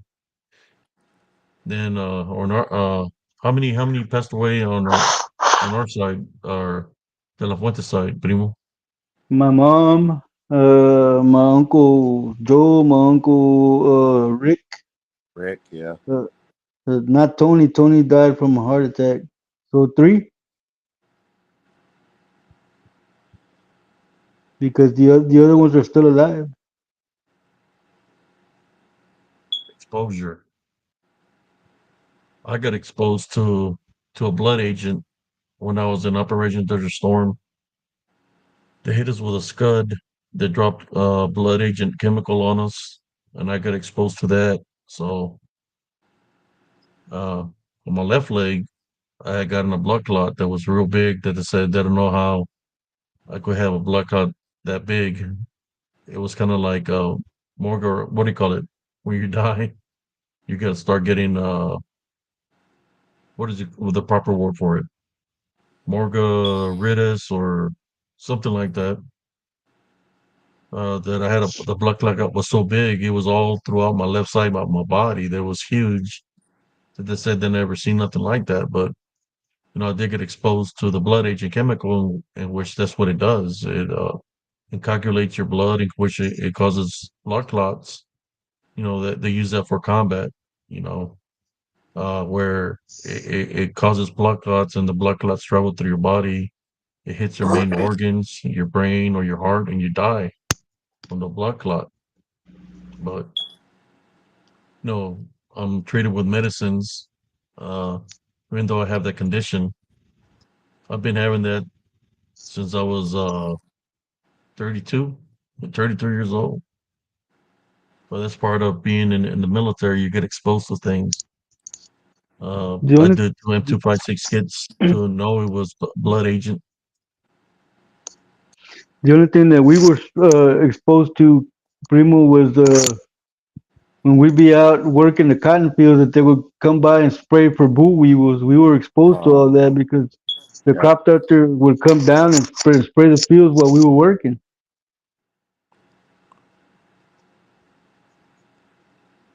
So yeah, we were. I don't know what kind of a poison they were using, but we'd get exposed to it, man. Nowhere to hide in the middle of an open field. Nope. Yeah, we used to work in the cotton. You go with a tractor spreading. We could be working one half of the field, and sometimes you'll bring hire an airplane to spread the other side of the field, What's where you up, Joe spray it Breezy? with pesticides, or he'll go in his tractor and spread the pesticide so the crops could grow. to kill anything on the crops, so the crops will be able to grow the cotton.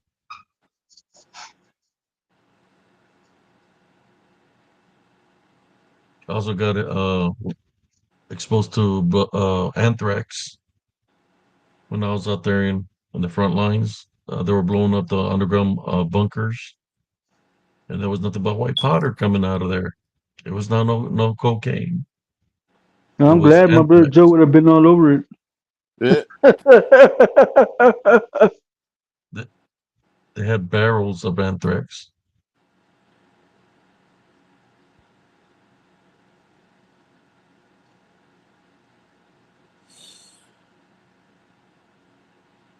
I pray he don't have cancer. Tito's. I'm sorry. You gotta be careful when you buy like the vegetables. Make sure you wash that real good because you got pesticides on them.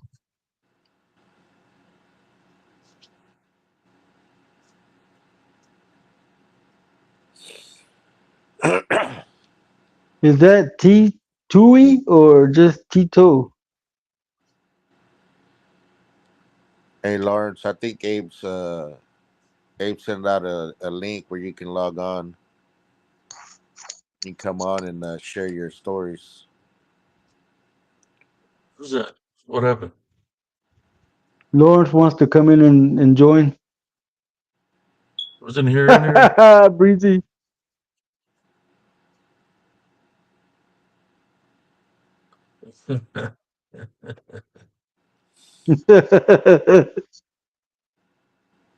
No cocaine. I'm out.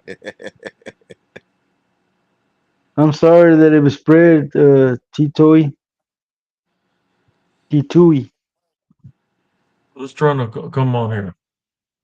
Lawrence Lawrence. Morgan. I thought I'll place the link here so he can log on. Hit the link.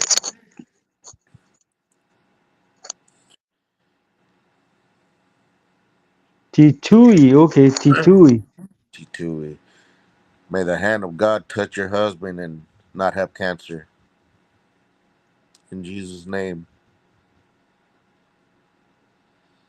Yes, he just shared that link. It's right there, Vanessa Grierson. Lawrence Morgan. He just posted the link. Just tap on and jump on. Thank you. You're welcome, Titui.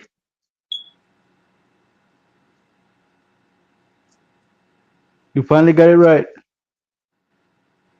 3 hours and 8 minutes, my cousin. Oh yeah.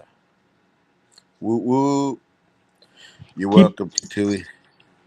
T2E. This is where you're supposed to have your faith and in God Yeah. that everything will be fine. Keep Put your your faith faith in up. God. Pray. Pray up. In Jesus' name, your husband will be fine.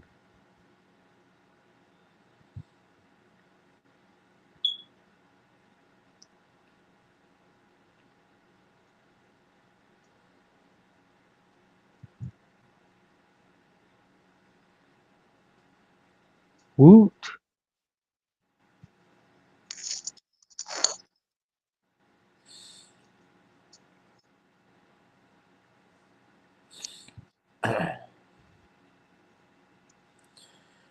Yep. Supple. Yeah, but That's what I call you. Yeah, we've been going for 3 hours. I think yeah, primo. 3 hours should and be 9 minutes. calling it a night. Should we call it primo? Well, there's a lot of people Or, that want to come on, cousin. Yeah. If y'all oh are in yeah, Central Texas, come see who's Monica trying to and come on? me at the Temple Mall Uh, in I Temple, think Texas next somebody weekend. there. Pre-event. Lawrence Morgan wants to come Lot of on, music. There he and is, right there. For actors and actresses out I there. got him in. Hello. welcome. Can you hear us? Yep. What's going on? What's going on, Lawrence? Not much. Welcome to the show, sir. Thank you. Welcome, welcome, welcome. Does it sound all right? Yeah, you You good? sound good. We can hear you. Mm. Yeah, so I got a bunch of stories. I mean, that stuff happened to me since I was a little kid, you know? Come on with it, because that's what we've been experiencing since we were little kids, man. Just share your stories, bro. You got the mic. You got the floor. I mean, when I was little, like real little, I was born in Texas in Fort Worth, and I lived there till I was like 2. And my mom said she seen like a blue light above my crib, and the door closed by itself, and then she opened the door, and it was just freezing cold. And that was like the beginning of just weird stuff, you know. And I actually had my mom told me about my grandmother having a blue light uh, on the farm. We had a family farm, and the thing would like fly around the field at night. They called it the blue choir. I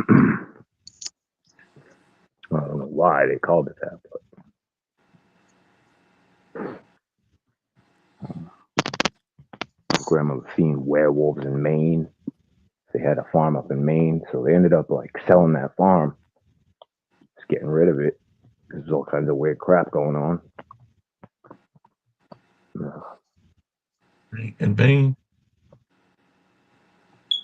just weird crap, that's you where know. Maryland, no, No, no, Maine. Maine, Oh man, you that's were over way there up. towards Rhode Island. Uh-huh. Right above New Hampshire. Yeah, New Hampshire. Yeah, I'm in Massachusetts right now. But Massachusetts.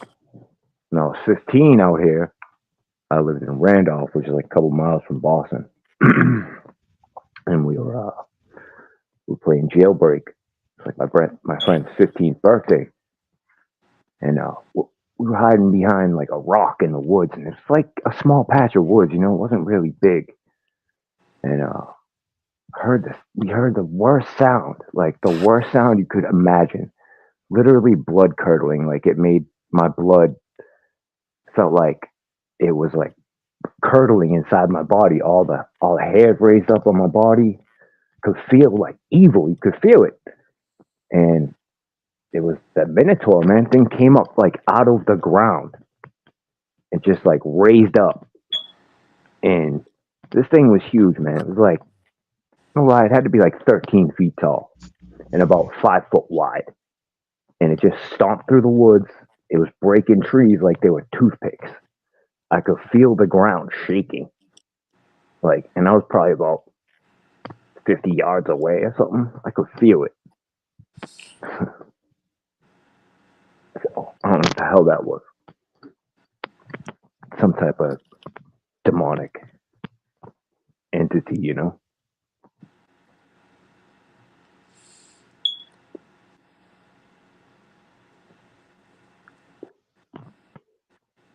So, what other experiences have you had? Like, you said it's been happening to you since you were a kid. Yeah, all kinds of weird crap. I had A lot of what? I had a radio come on in my mom's room one day when I was like, I don't know, 12 or something. I was there by myself, and the door was locked. She wasn't home. She was like at work or something. And UB40 red wine just starts blasting in that room, and I got the same type of feeling, you know, all the hair on my body raised up. You could tell when something's wrong, you know. Yeah, you with your senses getting triggered. Yeah. So I ran out of the house, and I just sat there on the steps for like 6 hours until my mom came home. Yeah, that was bad. So, these homes that you lived, were they like old homes or No, is it? this was an apartment that was built in like the 60s. Damn it. Oh, wow. So, it had a lot of history to it. Something.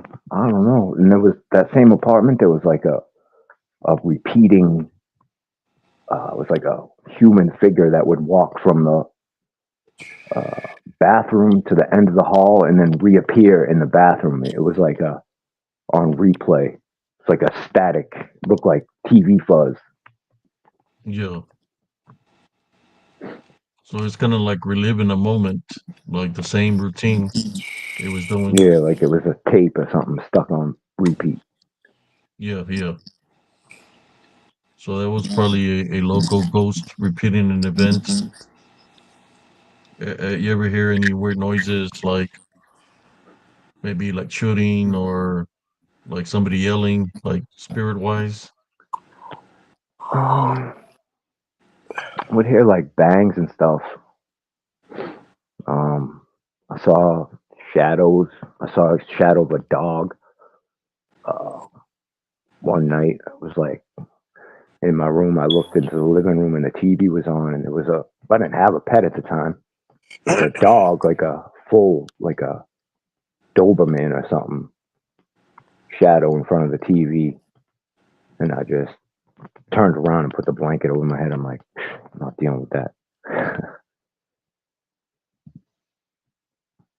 Somebody start systematic said maybe a residual haunting, something that repeats itself over and over, where Mm.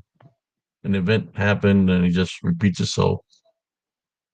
Maybe sometimes during the time that the event happened, it can repeat itself, or some can continue to repeat itself daily. Like they're Yeah, it would stuck happen in. like every It night, goes pretty over much. and over and over and over and over. Yep. I know we used to have that kind of happening where something will peek from the last room in our house. You could be sitting in the front and you could see somebody peek like this from a distance, and then it will go back like this. Yeah. And you're like, oh, it's just nothing, but then it'll pick at you again, and you pick it, and it's looking at you, and then it will hide back like this, Mhm. like a residual, and everybody would see it. I mean, there was all kinds of And weird crap that would happen in Randolph, man. Like, you go um, walk to the last room, but there's nobody there. there was definitely some weird crap going on in that town. Like on 95 there, 95. It's like going towards Hmm. Boston. Um, Hmm. I was walking up there one day. I was walking up to my friend's work. It was a Shell gas station. It was like 12:30 at night or something because he worked a night shift. And there was this light, it was this bright light, and it was just like hovering there over the highway. I'm like, what is that? I'm looking at it the whole time that I'm walking up towards the Shell station. And then as I almost got to the Shell station, thing slowly floats over my head and then was just blink, and it was just flew like I don't know how fast, like thousands of miles an hour. And then when I got to the Shell station, my buddy was outside and he's like, "Do you see that?" He saw the same thing. It was crazy. So I've seen like a lot of weird UFO crap, shit like that around here. There was three lights went off. There was like green lights that blasted off in Stoughton at like 2 in the morning. I got off of work. All the lights in town went off for like 3 seconds, then came back on. Thought we were under like an EMP attack or something. But I'm pretty close to the I like, Bridgewater Triangle. I don't know if you heard about that. what is it called? They call it the Bridgewater Triangle. Fish It's water like the triangle. What? A lot of activity there. yeah, there's like a lot of satanic crap that happened in the Freetown State Forest and Taunton and stuff, and the Hockomock Swamp where they had a bunch of Indian burial grounds, and King Philip's War where they stole a Native American belt that had like all the history on it, and they never gave it back, so they cursed the land. Aren't there Oh, so also a lot of cryptid sightings in the Bridgewater Triangle? Yeah, tons of crap. I'm saying like they had first land, native land, Indian burial ground, or bloodshed. Where they would do rituals. I know here where I come from, they used to do when they didn't want to die in the hands of other natives. The natives from this area were called Tonkawans, in which what would happen is, well, this Tonkawans, they used to work with the Cav, and they were like their scouts. So if there was an Apache or a Comanche that was wanted, they will get the Tonka ones. They call them dirty Indians, and they will go looking for the people that they're looking for, and they would arrest them or whatever. But there were stories where the Tonka ones would cannibalize some of the prisoners when they capture them. That they will find them eating body parts out of them, form of cannibalism. They were like uh, always on the hunt, hunting animals, but they were never plant crops. So they're like hunters, but they were cannibalistic. Um, as far as I know, that the other natives, the Apaches and the Comanches, got pissed off with them, and they came, and another tribe came looking for them, and there was a massacre here in Central Texas or in Austin, Central Texas. They were killing them, and they were killing them, and the the government had to interfere and stop the massacre. So they got some of them and they moved them to Oklahoma. So when they were in Oklahoma, they started doing the same things they were doing here, killing people and cannibalizing them. So the governor from over there said, "We're not having this here." So they moved them back to Texas, Central Texas. When they moved to Central Texas, um, the Comanches, the Apaches, and the other natives came for them again, and they were like massacring them.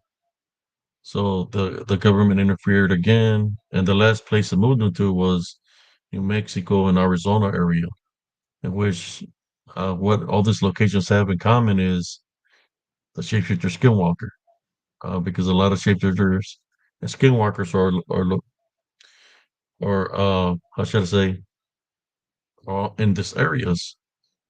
The weird thing I wanted to tell you about them uh, was that one of the things that they would do, because they didn't want to die in the hands of the Cherokee and the Apache, was the head of the household will grab the family and he will cut the wrist of each family member as they hold hands in a circle. So as they hold hand, and he will cut his wrist too. So what will happen is they will bleed out holding hands, and that's how they would die. And what will happen is that this is the legend, or to my understanding of what the U.S. cap soldiers said, that they said when they were bleed out, that out of the center of the circle, when the sun would rise, they said that the one would rise, which is a dark shadow figure or dark spirit, kind of like a demigod, that the one would rise, and he was up because of the sacrifice, because he wanted vengeance, right? That is that's what he does. That's their mission, is that they can shapeshift using Mother Nature itself to take form, and their mission is to destroy anything that's within the land where this blood spilt on the land, because it was like a ritual sacrifice. What does that have in common with anything? Uh, Bigfoots. When you see the formation of rocks in a circle, they said that Bigfoots did that. I don't think necessarily that it's Bigfoot's doing that. I believe it's this the beings that they call the ones, or possibly shapeshifter skinwalkers. The reason that they would do a circle formation, the shamans would do this, or with a rock formation, would be for two things. One, to help somebody that's sick, that the only one that could enter the circle with a sick person was a shaman. If you notice, a shaman would dress up in his beastly outfit, right, with a whatever he was wearing as a mask, and he was there to, I guess, to try to heal the person if the person was being spiritually attacked. And the other time that they would place somebody in there is when somebody was dying, to help them cross over. So uh, I know that that's what people hear, that said they hear rocks banging sometime. I've heard the rock sounds. I've seen the rocks being thrown at me when I was in the military. I've seen the circle round formations where they would place a big circle formation on the ground, and like letting you know. It's kind of like they know the spirits that somebody was sick, so they wanted somebody to go into the circle, right? Either to heal them or possibly to help them cross over. I ran into a circle like that when I was walking one day. I was walking, and when I said, you know what? I've already walked 20 miles last night. I'm tired. Let me walk. I turned back around to walk, and I found big rock formation in the center of the street. And I was like, "There's no way somebody could have put that there. That's too many rocks, and there were big rocks." So I started yelling. It was in nighttime, like around 1:30 in the morning. I said, "Hey, is anybody out here? Why y'all? Who's playing a prank on me?" And nobody would say nothing. I'm looking into the wooded area. There's nobody there, So I didn't go into the circle of that formation. I just walked home. But I know that that's what they do. Throwing rocks. They're like throwing pieces of log or blocking a path with a log or a tree. They also like placing dead objects in front of you. Like if you do a daily routine, if you go walking, you like walking in the park or you do your natural walk, they'll place a dead animal right there as a in your path, like a dead possum, a dead cat, a dead dog. They'll place it in your path that you normally walk, and you're like, "How did this get here?" Maybe it's just coincidental, but yeah, they're around, man. Spirit, uh, definitely shapeshifter skinwalker activity when you're talking about that location. When you know that it's cursed, and that's part of the curse. If there was bloodshed, that's where you have all the activity. And that you call it the what again? A triangle? Bridgewater Triangle. There's Yeah. Freetown State And there's a Forest creek in there. Is there a creek Taunton. nearby? Oh yeah, all over the place. There's Well, creeks there you all over the go. place, man. There's Limestone, all limestone, all limestone kinds of collects crap. energy. So if you got limestone, then hey, you're gonna have all kinds of activity because they're gonna use the energy from the limestone to get energy to manifest. So you have all kinds of paranormal activity in that area. Then Yeah. There's all types of little mill runoffs and stuff from like the back in the day, you know. yeah.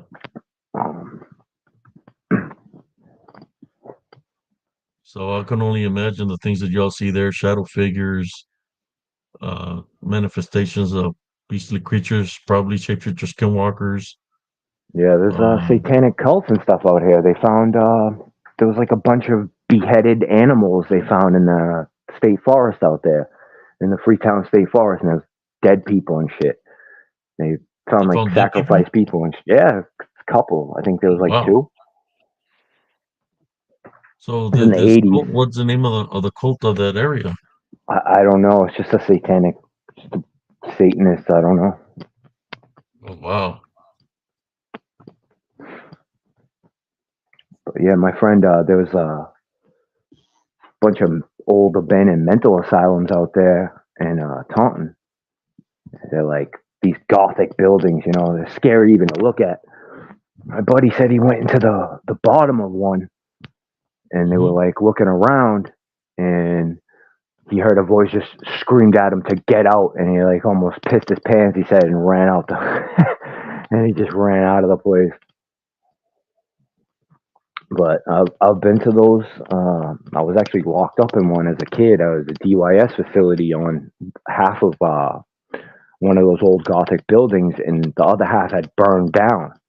And there was supposedly like I never saw it, but there was supposedly a ghost of like a lady there in a white, you know, the old classic lady in a white dress type thing. I would hear crap at night, like weird stuff I would hear there. Lady in the white dress sounds like the Llorona. Was she crying?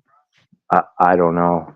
They just said she would stand on the balcony outside because it was like Oh, a air. You know how they had like those outdoor sun rooms for like the asylums or whatever back in the day. Yes. That's where they would see her supposedly.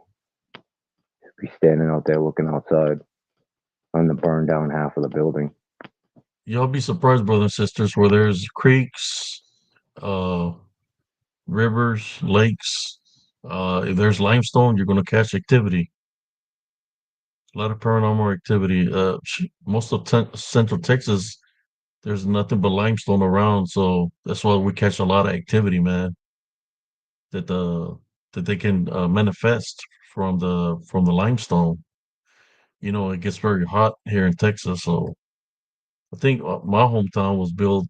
The foundation is pure limestone, so that's why we would catch all kinds of activity. When I was growing up, there was things that we were seeing that I guess I can see now because I was born in a town where it was built on limestone, so I'm able to see the activity spiritually. You know, but yeah, limestone is a conductor. It can uh it can cause a lot of paranormal activity. I That's think what a lot Massachusetts of people that they go is looking just for an evil Bigfoot and place. Dogman.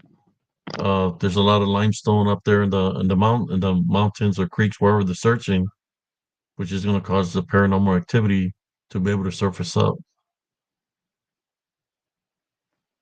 Yeah. They got a town in Massachusetts called Satan's Kingdom. Can you believe that? I think What is it Massachusetts is called? it's called Satan's Kingdom. It's a literal town called Satan's Kingdom in Massachusetts. Oh wow.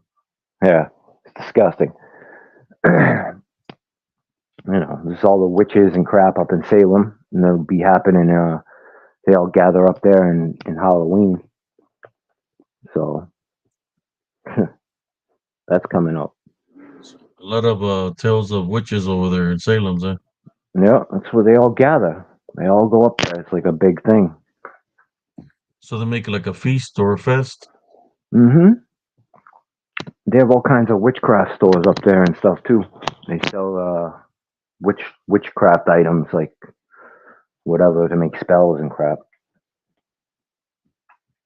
Like they don't hide it at all. They have a museum up there too. It's like kind of glorifies the Salem witch trials. Yeah. They sell stuff like memorabilia. Like it'll say like stop by for a spell, and it has like a witch on it. They try to make it like cute. Kind of like what do you call it? Where they sell memorabilia. Yeah, they try to make it cute, like it's fun for the whole family to be a witch.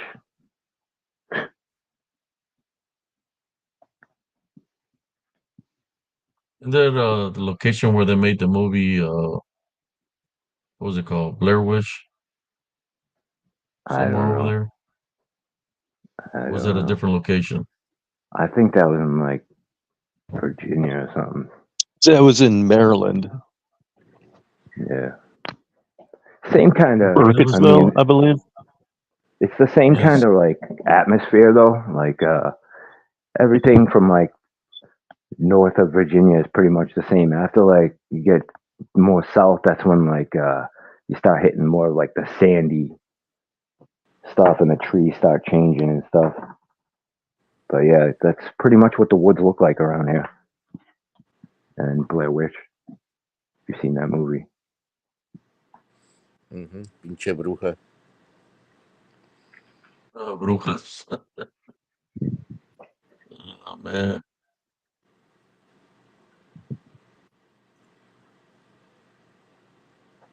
Yeah. You see any orbs, red orbs flying around I've seen by some by orange that ones. triangle?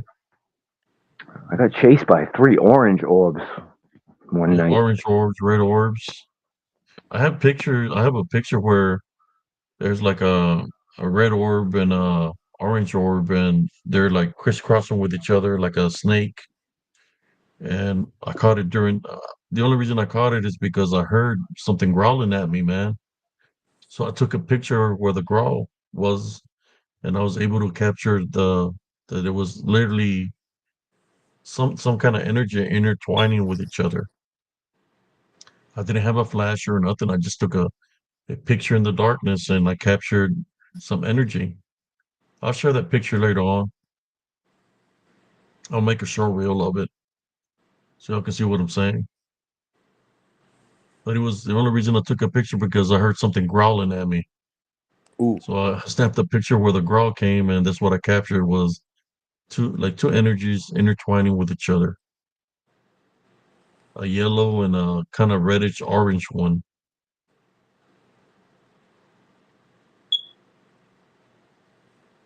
Yeah, it was at this. I don't know if you've ever heard of it. They had a Nike missile silo. They made it in like the 50s or whatever. It was a fucking place where they had nuclear missiles. They were gonna nuke the East Coast if the Russians were gonna fly their bombers over here. As like part of the Hmm. Cold War or whatever. So it's at this base in Randolph where I used to live. There's only two of them. There's one in Virginia and there's one where I used to live. But this is like a decommissioned military base. And we're just walking up there with two of my buddies. And like we all got this weird feeling. We looked behind us and we thought we saw flashlights coming, and they were orange. So like what the hell? We jumped to like the side. We split up and go into the sides on each side and duck behind trees and wait. And when the things came up closer to, we could make out there was no bodies attached to the lights. It was just free floating orange orbs. And they blinked out when they got kind of close to us.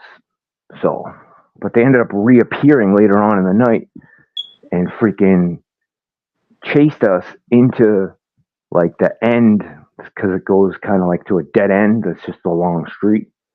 Chased us all the way into like the woods, this patch of woods at the end. We had to like jump behind a fence, and my buddy ended up like screwing himself up. He messed his knee up and stuff because he couldn't see. He was running in the dark. Wow. But it gave us all the same weird feeling, like raised hair, when something's wrong. Yeah. Same feeling.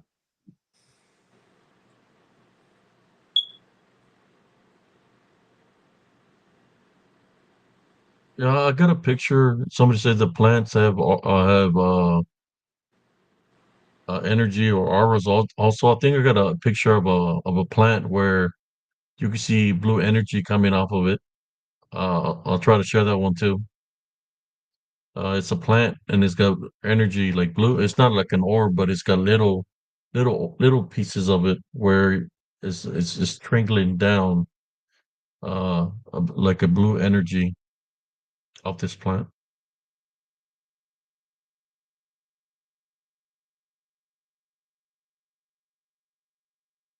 Shit, I think a cousin Gil is falling asleep over here.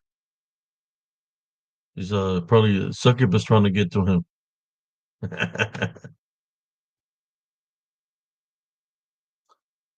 Shoot, anybody got any questions in the audience? Because I think I might be calling it a night pretty soon, and y'all guys are more than welcome to come. We do lives just about almost every day, every evening. We do lives. So I've been going on live for about. I did one for 2 hours earlier in the evening. Now we're live right now. We're 3 hours and 38 minutes. Is there anything anybody would like to ask the guest or anything like that? I think maybe the audience might be asleep. I don't know. Yeah, cousin Jesse called it a night earlier. yeah.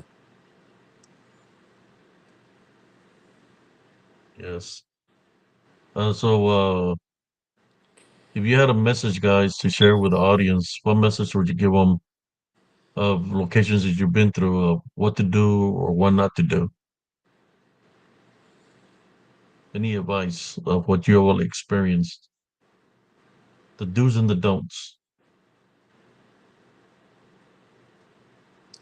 There's Colonel Jesse right there.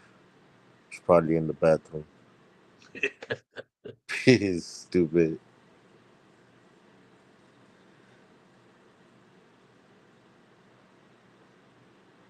Somebody says there are all night missile bases here in New Jersey. I've heard of an area over there of of a tunnel over there near, I think, was it Pennsylvania?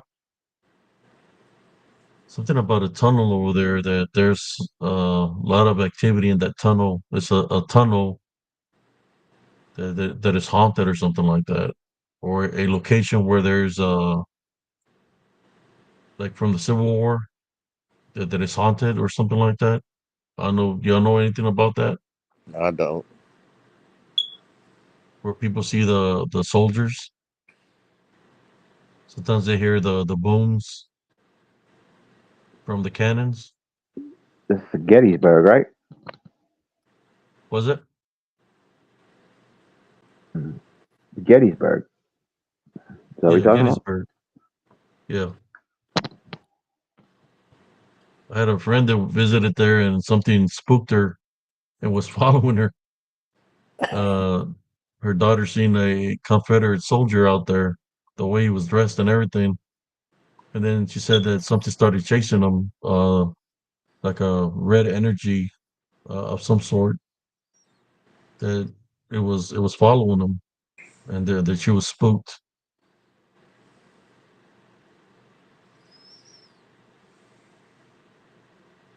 Yeah. So not one more weird thing that happened to me when I was like 5. It was in Randolph. It was basically when I just moved there, and I was in this duplex, and the room that I lived in was probably about good, had to be about 10 feet off the ground at least. And it was the middle of the night, and prior to this, I had seen my cousin riding a motorcycle, and it was cold out, and he was wearing a ski mask, and I'd never seen anybody wearing a ski mask before, so it kind of stuck out in my mind. And I don't know, it was real late at night, dark. I hear knocking like a couple,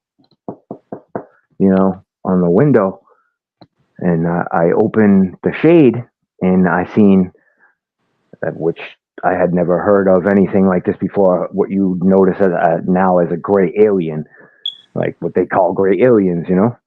I've seen these Hmm. black eyes, man, and that's all I remember. I just remember seeing these black eyes that were like soulless and just nothing after that.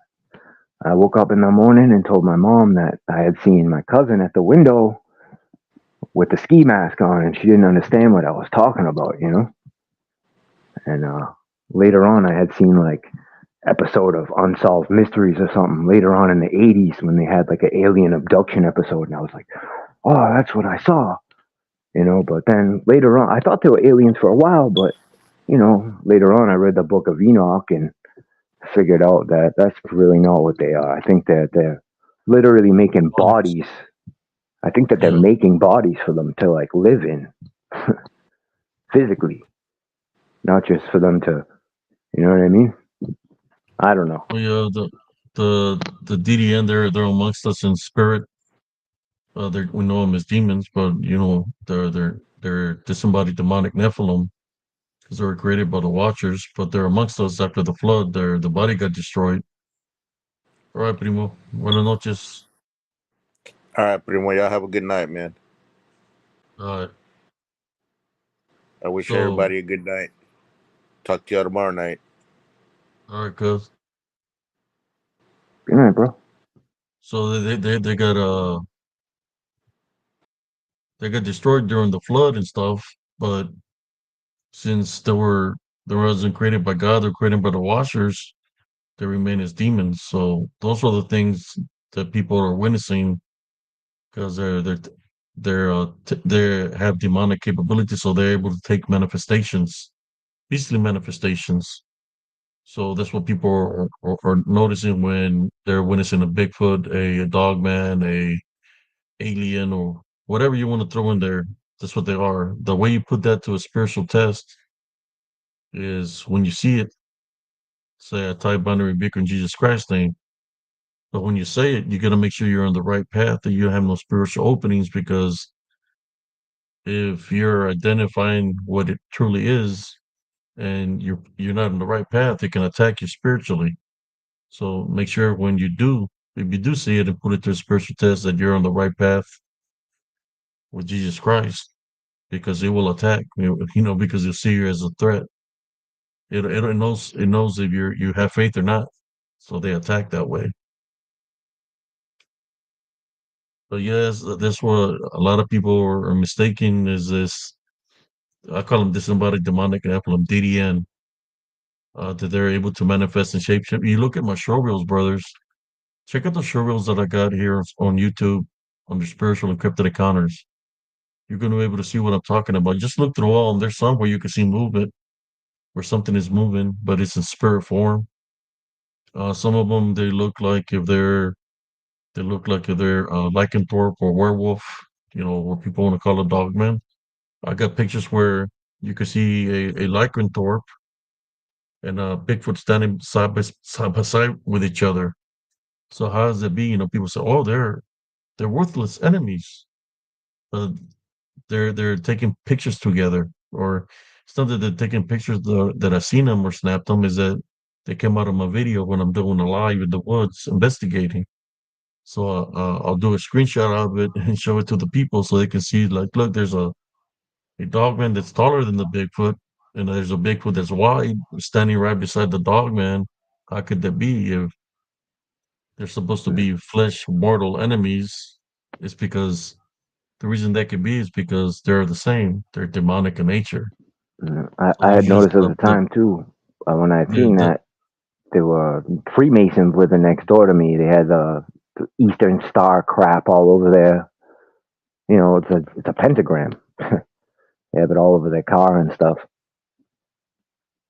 So I thought that was kind of interesting. yeah, and the reason they do that is for the fear factor. If you get scared, then it's gonna get some power over you. It might come back and mess with you again. The best thing is not to be afraid and take authority over it. I say, hey, leave. You're not welcome here, and they'll leave. Yeah, I haven't had any problems They with can them in only a be long time. invited if you literally don't do nothing about it. So they have like a free invitation. It's kind of like what they used to say about vampires. When vampires tell you, "Are you going to let me in?" They're Yeah, you because they have to want your let them in. permission. The threshold. Same thing as demons. If they tell you, "Are you going to let me in?" They want your permission to go into your household, into your foundation. Yeah. That's why you take authority, or even your spirit is telling you something ain't right because your senses are getting triggered. Then you say, "No, you're not welcome in my home. Leave," and they have to leave. You know, Yeah.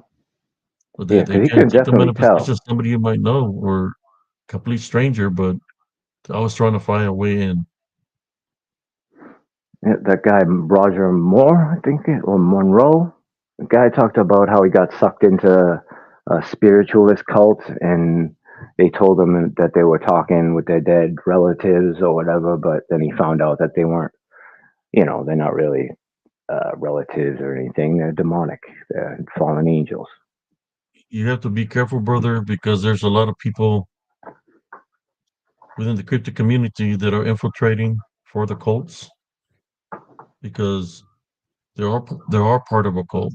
So if they can tell you to believe that the Bigfoot is real, even though they know that the Bigfoot is demonic, then they're deceiving you. But there's a Yeah, lot of cult within the cryptic community, whether it be in the Bigfoot community, in the Dogman community.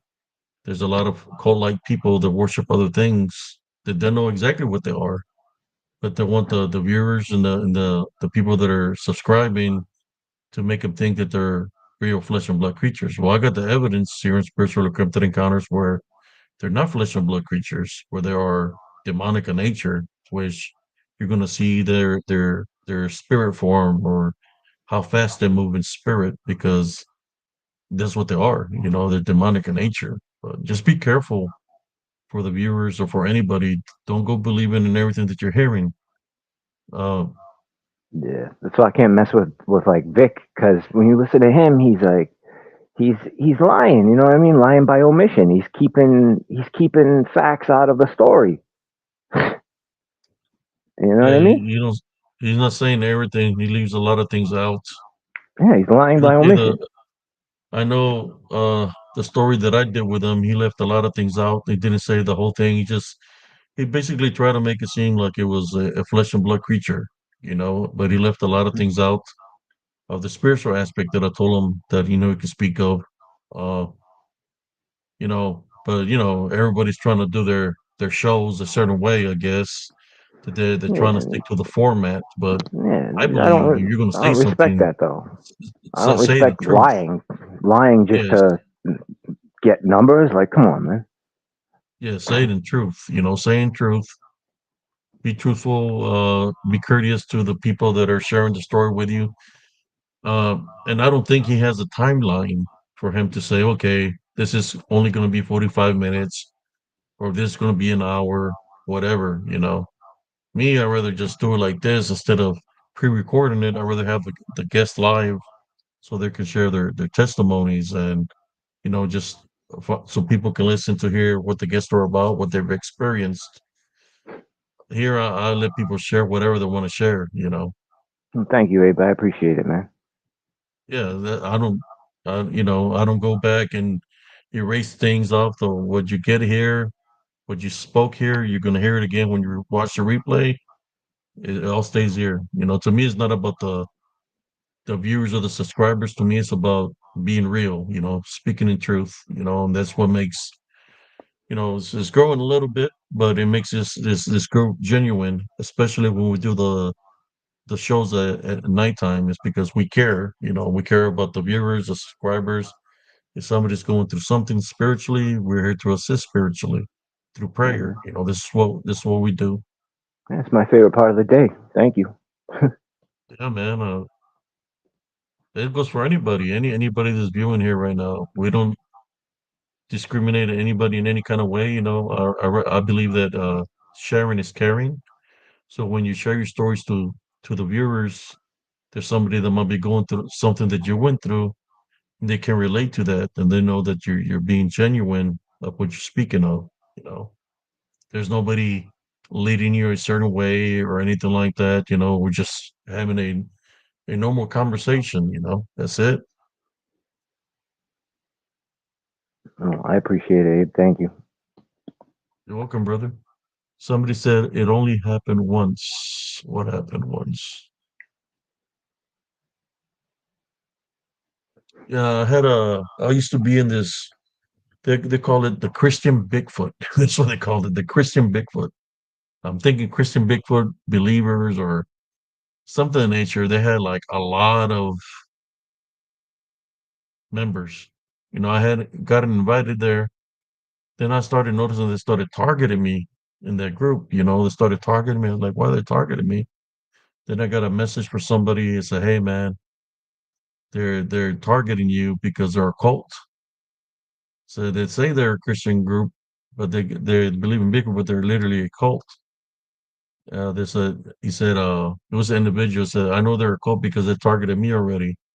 So when he told me that, it's like I don't need to be here in this group, and I left the group. But yeah, just got to be careful, man, of what you're watching, because some of these people that do belong to cults. Some can be dealing with Freemasonry, some can be dealing with Moloch, some can be dealing with Illuminati, some can be doing with wherever there's a cult, whatever they're called or whatever their name is, it has to do with that. And I'm more than sure they just like Brother Ape CS because I bring the spiritual truth late at night in their time frame when they worship what they worship. And I know they get upset, but that's okay. That's what I'm here to do, is help my brothers and sisters spiritually. Can keep everybody happy.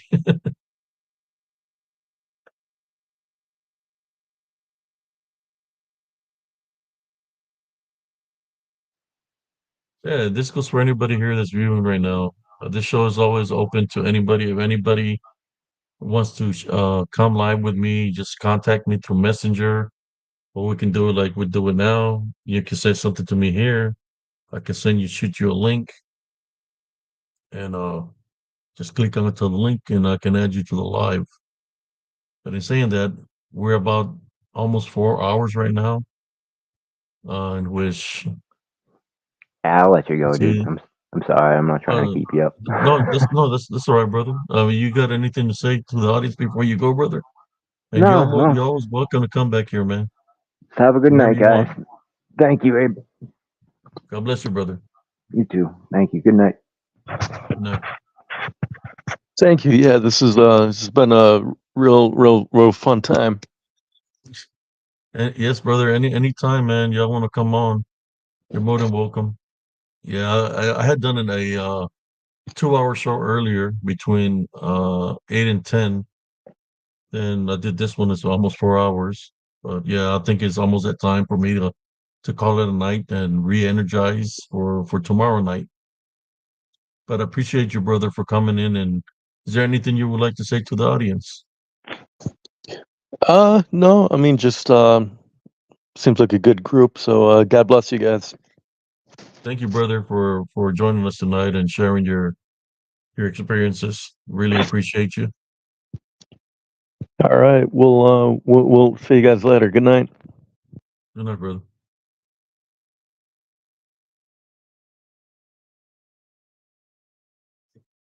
In saying that, brothers and sisters, I want to thank the moderators, moderated all night, the cousins, Jesse and Gil, for tuning in, for being here tonight, for the guests that we had here that did a pretty good job sharing their experiences here to the viewers of Spiritual Encrypted Encounters, and to all the people that were chit chatting within the comments, sharing their experiences of what they've been going through in life and what they're going through right now.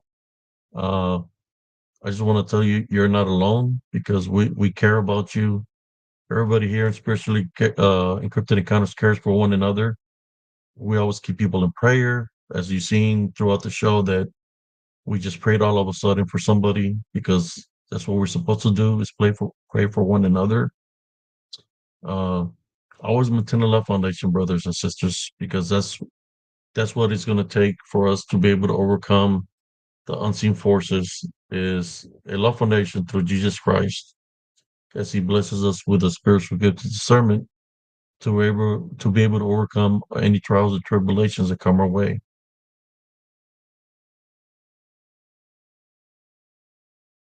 That sounds good, Sister Vanessa.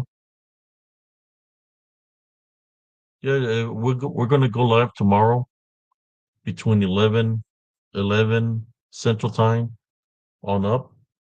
So you're more than welcome to join, and if you want to share your experiences, you're more than welcome. Come join us tomorrow night from 11 Central Time. That's when we go live till, as you've seen, we've been here for a while. It's already like 4 hours. Subscribe if you haven't subscribed. Appreciate y'all. It's like I was seeing all the comments, so like going to the comments and sharing it up here. But uh, continue to never give up. Place Jesus Christ first. He will heal you. He will bless you to whatever you're going through. Just call upon Him to assist you spiritually. There was a message that He had given me when I was in the military.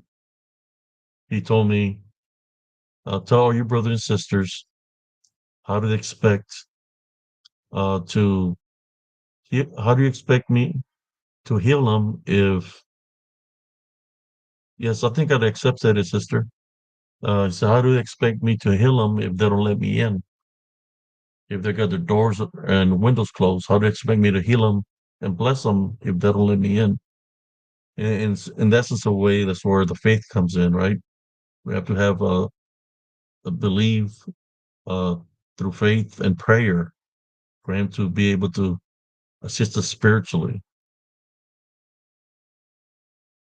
But thank y'all. I've already added some of the friend requests. I add you as a friend on my friends list. I do have Spiritual Encrypted Encounters also on Facebook, a group where I share the lives there. And in that group, I have pictures. So a lot of some pictures I got them here as short reels, but on Spiritual Encrypted Encounters on Facebook, I have pictures of when I used to go through certain things I went through in Elms Grove Estates, and on TikTok under HCS895, I have nothing but short reels of things that I've captured, or I created short reels of a photo of a screenshot that I took from the videos, or some I have movement in it where it's a short clip of what something that I captured. Yes, thank you everybody for doing an awesome job. We're trying to keep it troll free here. And I like it like this where people can communicate with one another without uh any arguing or anything, that we can just speak about it, uh and just talk about it without any kind of animosity or people trying to argue with anybody.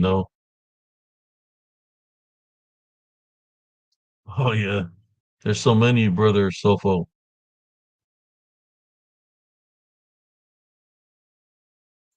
Yes, I normally go live here through StreamYard. Um, like I said before, earlier today I did one between 8 and 10 off of YouTube, but I've been doing the lives off of Restream. So hopefully you'll get a notification when I go live next time. But I thank you all. I want y'all to just to when you take the time to say I love you, I love y'all. So I love you to your family members, because that's what it's going to take, is that heavenly love foundation to be able to overcome the unseen war that's upon us. That's what it's going to take to overcome it, brothers and sisters. But in saying that, thank you, Sister Madeline, Brother Exuberance, Cousin Jesse, Cousin Gil, all the moderators here on Spiritual Encrypted Encounters, all the new subscribers, new faces. Thank y'all. Just remember that everybody is special. Nobody's greater than nobody. We're all equal, and that we're all spiritually blessed and spiritually loved by the Heavenly Father. That you are unique. Don't let anything tell you otherwise or try to deceive you, thinking that nobody loves you or anything like that. Because when you something like that does come to you, rebuke it in Jesus Christ's name. Tell it to leave you alone. Take authority over it. As you take authority over it, you'll feel better, because it won't be able to mess with you anymore. In saying that, you'll have a beautiful, blessed morning. God bless you and your families. This is Brother HCS, Sergeant CS, signing off from Spiritual Encrypted Encounters. My name is Abe CS. Abe. Let me see. You can see my name. Let me see. There it is, right here. Abe CS.